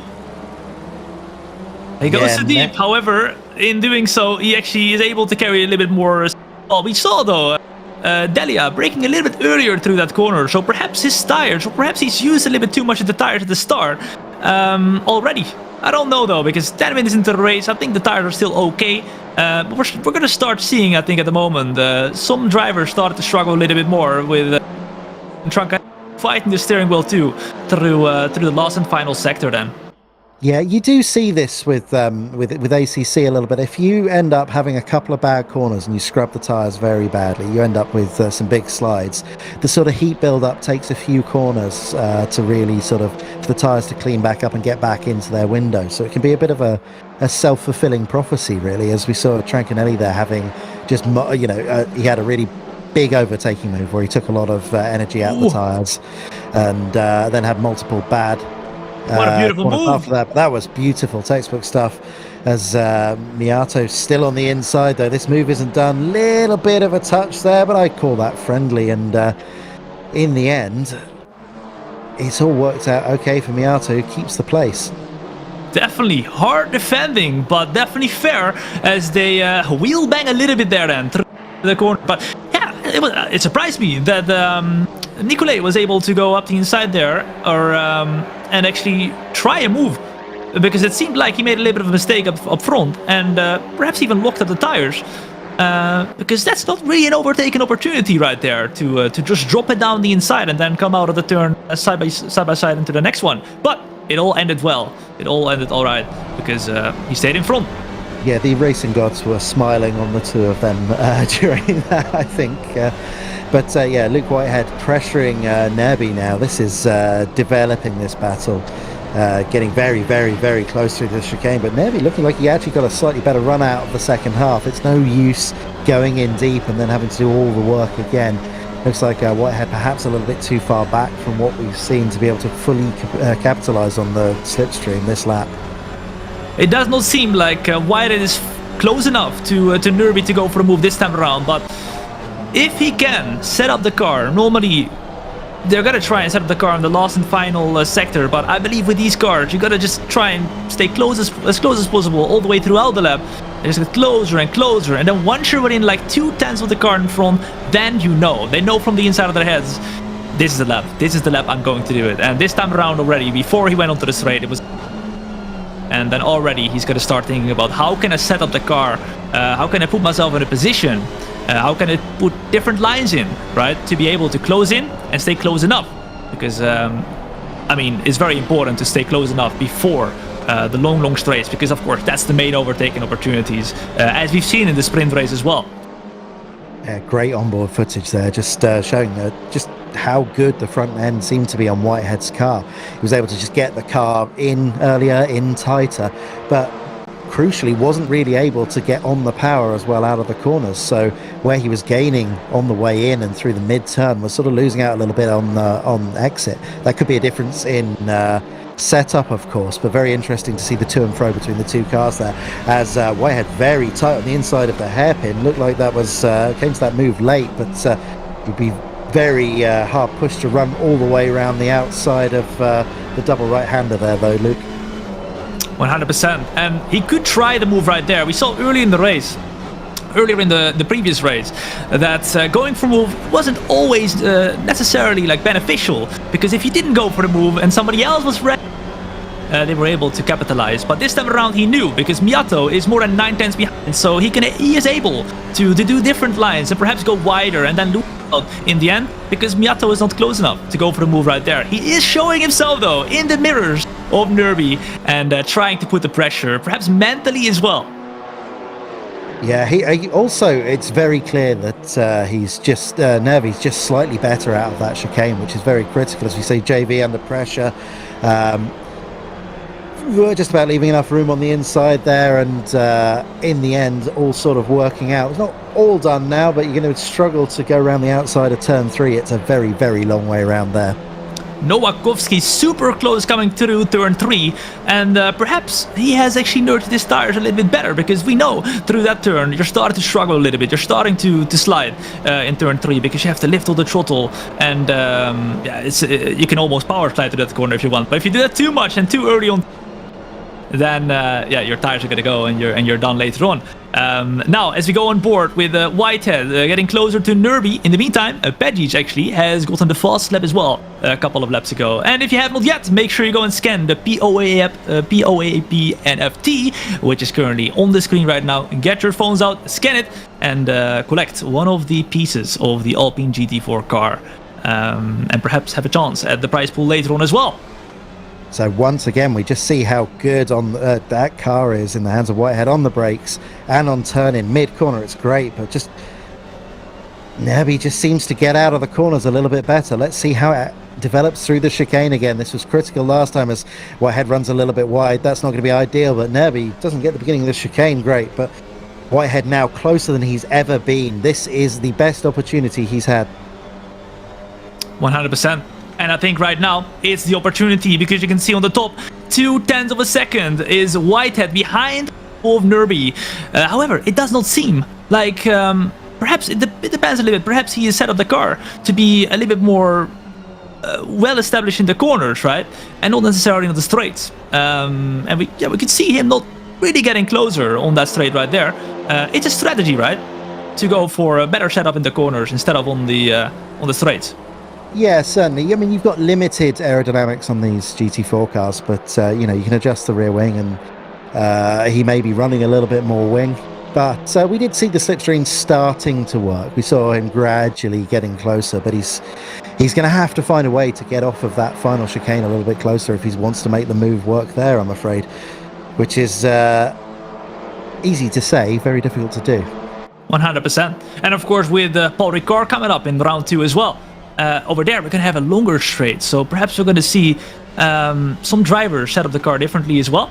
And I mean, longer straights means more slipstream as well. So traxit or traction and exits are well, traxit is a nice hybrid of the both. Let's not go there. Is super important. Yeah, we saw at Paul Ricard last time out that you had to wait to make the overtaking move because it's such a long straight. You get the slipstream and you could do it halfway down the straight if you wanted, but then they'd just come straight back at you. So it became a very sort of tactical, almost like oval racing, as we see car running off the outside of the chicane there while we're watching this battle between Calorino and Valero that we picked up on earlier. Looking backwards from Michael and Nerby as we go on to the start-finish straight. Is Whitehead close enough this time around? We haven't had this camera angle before, so I don't get to play prediction games, but we can't see that slipstream really starting to kick in until about now, and it just starts to get just the tiniest bit closer, but it's nowhere near enough. At the moment, it looks like Nerby's doing enough. Just about enough, because he is closing in, like you said, just about before the braking zone, but that's basically too late. It's too late to close in right there, so he perhaps has to go and use everything he has in the corners to be able to do a very unexpected move. And now he's getting close as he's looking. Will he do it though? No, because it's going to be Nerby who closes down the corner, and there will be no space for Mr. Whitehead to pull off an overtake right there. Now a little bit further down behind, right? In P10, as actually Whitehead is trying, he is looking, and now is getting pressured by the cars behind as well. Now, I was talking before, right, about the gap that he had to the cars behind. He could pull off some overtakes because he had that gap behind, but now no longer, and he is going to have to watch out because perhaps he'll be under pressure and overtaken in trying to be optimistic and making moves for himself. Yeah, Nerby is very much the cork in that bottle at the moment, as we see Johan Bagheera getting an awful tank slapper going through the turn 6 and 7 chicane. As we saw from previous laps, several drivers just getting that big snap oversteer at the worst possible moment, because that's just a big acceleration zone all the way down to this hairpin, which is one of the two main overtaking opportunities. So you really don't want to be fighting the car, losing traction. Back on board with Luke Whitehead, who's now under pressure from behind, as you correctly said earlier, Thom, from Miato, who is filling the screen from this rearward facing camera. Yeah, 100%. He was definitely filling the screen, but now because there was a little bit of a scrap going on in the last turns, he is losing out, and perhaps behind of him there'll be some cars who are going to look to profit from his mistake of trying to go for a move already over there. We can see a car on the right hand side leaving the leaders in front. as we can see some good big gaps at the front as well. With a bit of a scrap right now into the first turn around the outside, and that is more beautiful by that car right there. Yeah, Victor Nicolai, we talked about him earlier. He was in the series last year, had a scrappy round one, as we see Calandrino getting in the wars there. That was not really his fault, and actually really good sportsmanship from, I didn't see which car it was that actually hit him. I think they actually slowed down to let him back through, which is excellent sportsmanship there. Nice to see. Yeah, lots going on at the moment. Maybe some little frustrations, maybe some tyre wear coming into effect, but with 5 minutes left, we're certainly starting to see tensions rise. It does seem like it. Everything is popping off at this point of the race. 5 minutes. I actually was just about to ask you, Chris, when are we gonna see those tire issues come into play? Now, whether this is judging off of like the tire issues that they're having at the moment, or just because they see the time is ticking, tick tock, they have to make some moves, and we can definitely see some moves happening right now. Whether they're the cleanest or whether they have the best outcome, that is to be seen. But yeah, right now everything here, as gaps are still close, but all the way at the front, a little bit more of gaps, a little bit more of a bigger gap between some of the drivers. As we're on board with Calandrino, who is overtaking one of the slower cars right there, perhaps with a little bit of damage too, as we can see the cars having, perhaps for some of them at least, having at least some signs of having raced already for a couple of laps.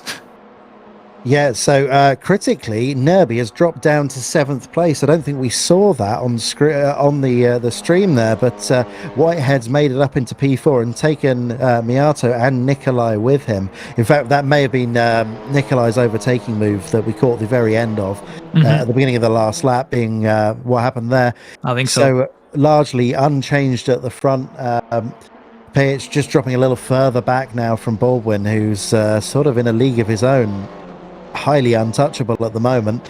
Boothby a few seconds behind, and then there was this. Then there's this battle between Whitehead, Miato, Nicolai, and the fallen Nerby behind, bringing Romagnoli and along for the fight as well. So still pretty busy for the positions just outside of the podium. 100%. At the moment, P4 they're still in contention for P4 here, as Boothby has a little bit of a gap to Whitehead, but right behind there's a battle between 5 drivers for P4. And remember, the top 10 gets points, with 25 points being for the number 1, and then 18 and 15. But judging off of a little bit further down behind, there's plenty of points. If you go from P8, let's say, to P4, then that is some big points you can earn right here, which you're gonna take to round 2 and then round 3, which is to be determined by the fans themselves. Yeah, I'm sure we'll be going to Hungaroring.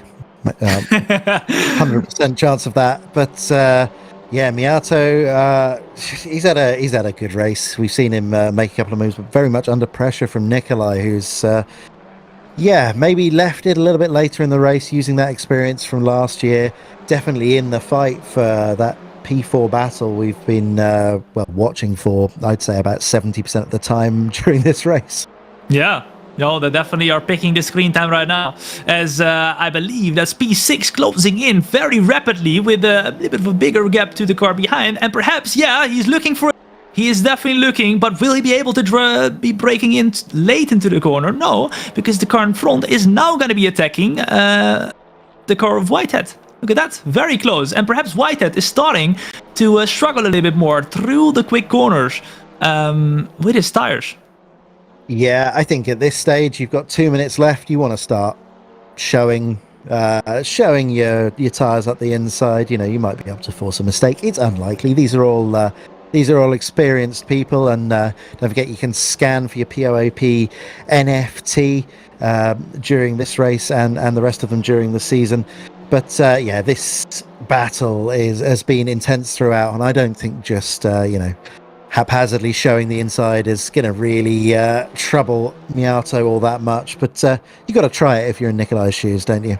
100%. Now I'm noticing in P10 Lucas Muller having a 10-second penalty, of course the former Formula E driver, and the gap to the car behind is 7.1 seconds. So if for the next 1 minute, he'll be able to pull out a gap of 3 seconds. He can keep that last point.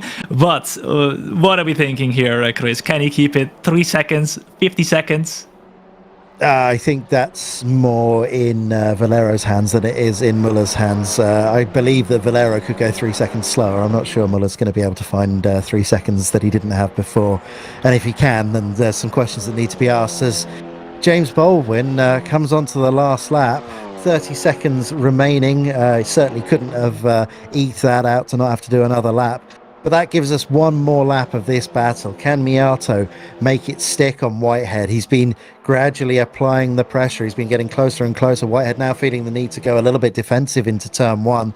This is the first time he's really looked like he was going to be massively under pressure. But that's one of the two big overtaking opportunities done.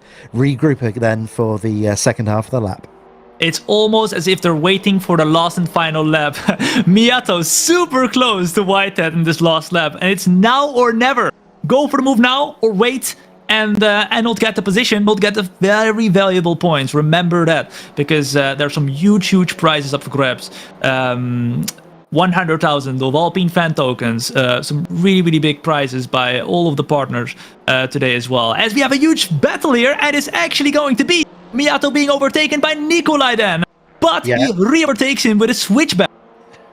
Very opportunistic dive into turn 5. He did a very good job of keeping it on the track, and Miato just with a cool head getting the switch back and actually losing so little time to Whitehead as well during all of that. It was almost like Nikolai's move didn't matter at all. In fact, Whitehead having to go defensive into the hairpin. Wow. My goodness. Little tap there on the back of Miato from Nikolai. It's all going off, but it isn't going off at the front for James Baldwin, who's got a 2.5 second lead. Textbook racing, got the start, qualified on pole, pulled away, and hasn't put a foot wrong. Excellent race from James Baldwin. The sort of thing we've come to expect from him, Tom. Well done to him. Going over the line here then, showing his victory celebration as we go through the last and final turn as well for the driver behind. Boothby has now finished too, so the podium has been confirmed. Whitehead holds off Miato just about though, with Nikolai and the other car behind. Oh, Derby. Wow, that was some tense racing there for P4. Those 4 cars were in battle pretty much for the entirety of the race. And looking back down the field, the AM battle, Jimmy Broadbent, who appears to have left this planet, if he was ever on it to begin with, certainly improved actually. P24 this time around, and once again wins the AM category. But even on the last lap, still absolutely wrestling the wheel of Alpine. It's like he knows he's on the stream. Definitely. It looks like what a show off. Yeah. And he has the space and he puts it background into as the well. wall, thankfully after the checkered flag. That is textbook demonstration of how to finish a race. Beautiful stuff there. Love that. Well, he's good entertainment if nothing else, isn't he, Jimmy? But I think we have to start, Tom, with our winner, James Baldwin, who honestly, there's not a lot to say. He just executed it perfectly. 100%. And of course, I thought judging off of the first race, it would be at the front, but I wouldn't have expected him to be this dominant in the second race as well. He did make up some really good positions in the first race, coming from like P9 to P7 and then even further. But this race around, he was just doing a little bit of a Sunday drive at the front. He had a couple seconds to the car behind, and he locked it in. And maximum points for him, 25 points. Yeah, that's what you expect from at the very top level of esports, is just these kind of very measured, controlled performances. And Payach, as we saw from race 1, a very fast driver, but just didn't have an answer. 2.5 seconds over 25 minutes is 1/10 lost every minute to James Baldwin. And when you think about it, that's still quite well, it's nothing, but it's also a massive hurdle to be able to find that time somewhere. So yeah, excellent drive at the front. Boothby his prophecy of perhaps not being quite as quick as Payich seemed to come true.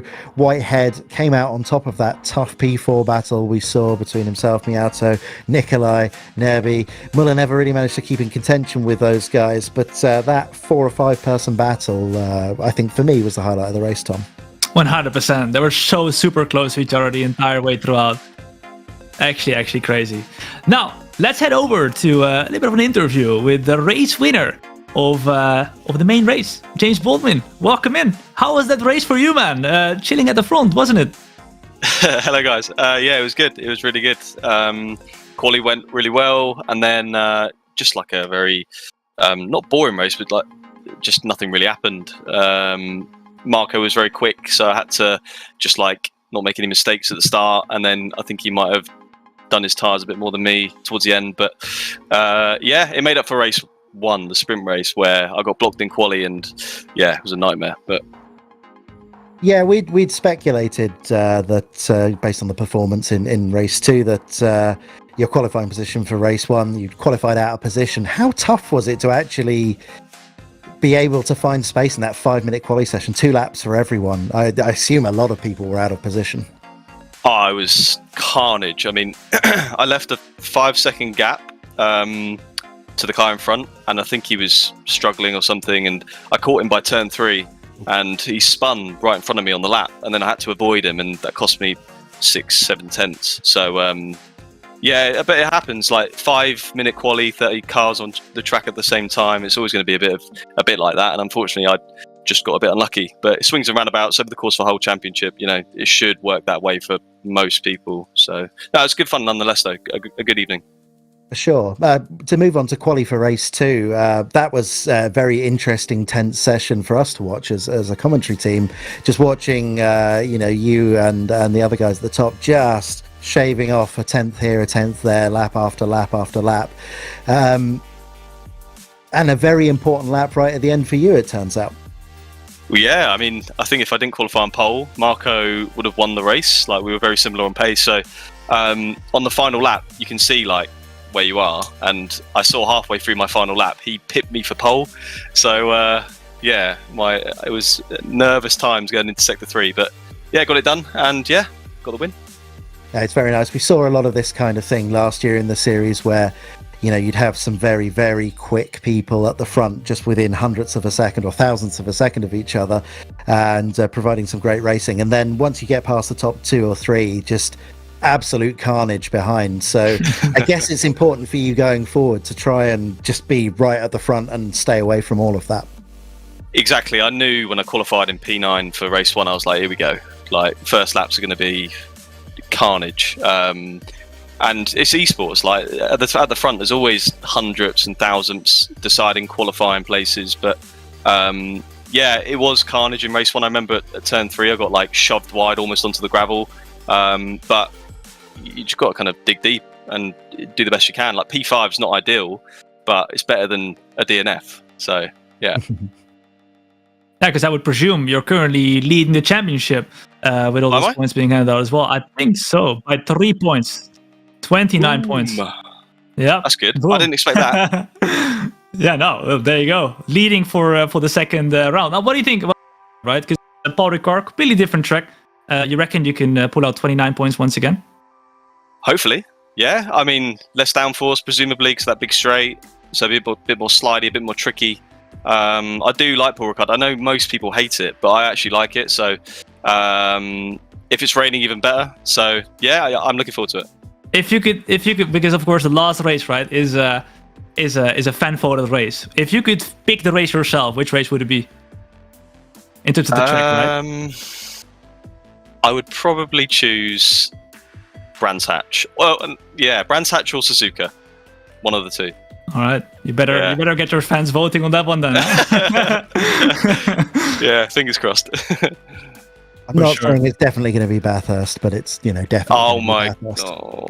Actually, I shouldn't say that because people will vote against what I don't want. They will vote for what I don't want. So yeah, Bathurst, I really don't want it. Well, congratulations on that. It's dominant display when it counted with the big points on offer in the second race, and we look forward to the rest of the season. Cheers, guys. Thank you. Well, Thom, great display there. So I'm excited for the rest of the season. What are your predictions? What are we sort of expecting and excited to see more of? I want to see more side-by-side racing, wheel banging, but keeping it on the track. I'm honestly quite happy that we didn't see too many of corners, right? No, I think most of the door banging was the friendly sort of touring car, go and have a pint in the pub afterwards kind of door banging. None of it was really horrible stuff. We did see a couple of slightly opportunistic moves. But before we rabbit on too much about that stuff, we are going to throw to a couple of quick videos.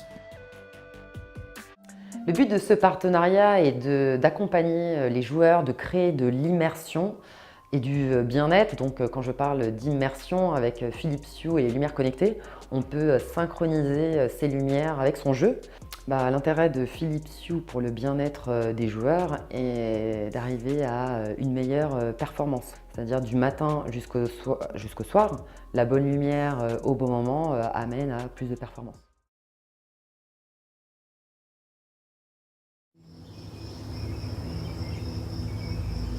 My name is Richard Arnaud.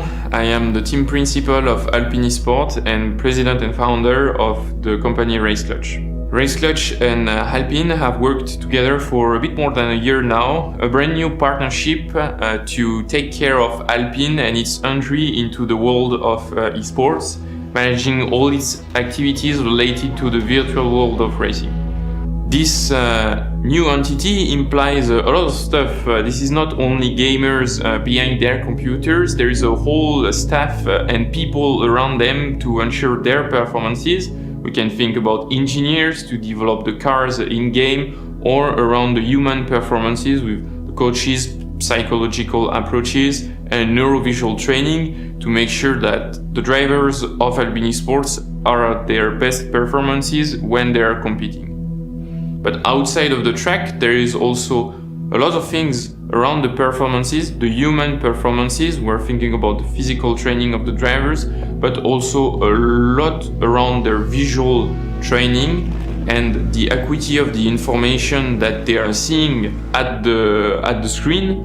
And that's why we are very pleased to welcome Shamir as a new partner into the Alpine Esports family, helping us to reach new heights in terms of performances and in terms of visual acuity for the driver. And thanks to them, Patrick Sipos has been involved into our first project together with the virtual 24 hours of Le Mans. Hello guys, my name is Patrick Sipos. I come from Hungary. I'm 18 years old and I'm a professional F1 esports driver for Alpine F1 team. So my day looks like that. I come to the office. After that, I go into the simulator and then just drive all day. You can have like 5 to 8 hours per day, but usually the average is like around 6 to 7 hours per day, which can be really tiring. So for preparing for races, we do exercises with a professional trainer. But besides that, we take care of our body by eating healthy and just sleeping well and just the normal stuff, keeping that in the main focus, and that's when the high performance comes in. As you see, I wear glasses, so my vision is a key part for my training because I have to be precise, sharp, and I have to have a quick reaction time as well during like whole sessions, qualifying race, and I'm glad we have Shamir as an optical partner because I'm sure he will improve my vision and it will improve my performance as well during the season.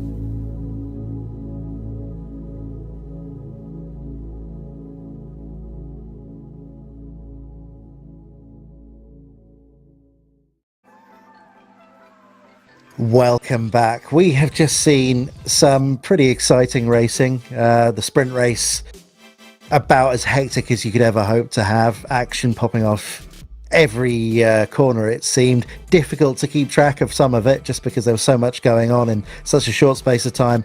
And then the main race, which for me, is the kind of racing I like to see, where we can watch battles slowly build and develop and the story unfold. And that battle for 4th place was everything I like about motor racing, Thom. 100%. It was tactical. It was waiting until the right moment to make that move. And the right moment was the last lap, just like we've seen in the sprint race with Pejic trying to go for the last lap move, which wasn't successful in the end. But he got his revenge in the second race on Boothby, right? So I reckon that's gonna be a super cool dynamic to follow as well throughout the second race, as well as the third race, the grand finale, on seeing who is gonna come out on top, because it's kind of 1-1 between of those two right now. Let's see how it's going to develop in the second and third race as well.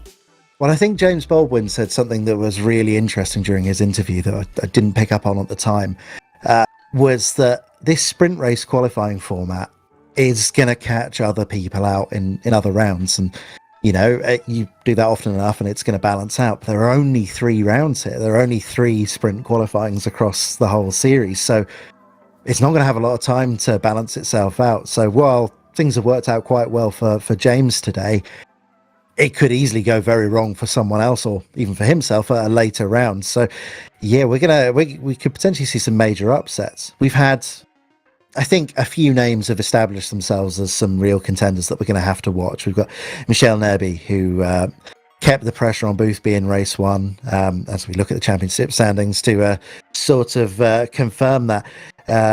James Baldwin obviously out in front, as we've seen. Pejic kept the pressure on Boothby in race 1 and then got ahead of him in race 2. Boothby's sprint race win, not enough really to keep him in contention with the top of the table at the moment, but I certainly wouldn't write him out. And then a bit of a gap then to Miato, Whitehead, Nerby and Nikolai, who we saw those guys fighting it out tooth and nail for the entirety of the last race. I think at this stage, any of those guys I've just mentioned are still really in contention of winning this. They've got to dig deep though, after some pretty dominant performances up front. Yeah, 100%. And of course in P7 as well, there Nikolai coming off the back of last season in 2021. The only driver right now to be in the top 10, as we had to P11 all the way to P20, with Valero being the one out of the top 10, but still scoring 1 single point. With Delia as well, which we saw qualifying in the top 10, but couldn't capitalize and couldn't gain that last point in the end as well. Coming from P21 to P30, that is going to be the championship standings for round 1 out of 3. Man, we're already done with round 1. It's gone by like a fly. It's really quick. You get a lot of action in a small package with the old Alpine A110 in terms of both the stream, the car, the on-track action, and everything else. And I think that's about everything we need to say about it, Thom. Any final thoughts? I'm looking forward. Round 2, Paul Ricard, favorite track, worst track for some people. Let's see. It's going to set up ourselves for a very, very fun race. Once again, completely different race, completely different track, and I hope to see everybody who has been watching today once again. I'm sure if you miss out on that one, you're going to be regretting it. So make sure you're here once again for the next round. Yeah, so do join us again on May the 12th for the round at Paul Ricard, which promises to be not just drag racing, but probably quite a lot of drag racing. So thank you very much here from everyone at the Alpine Esports Series. Thank you to Binance, Mandiant, Track Racer, Kappa, Shamir, BenQ and Philips Hue, our sponsors. And I guess all that's left to say is thank you very much for watching and join us again next time. Au revoir.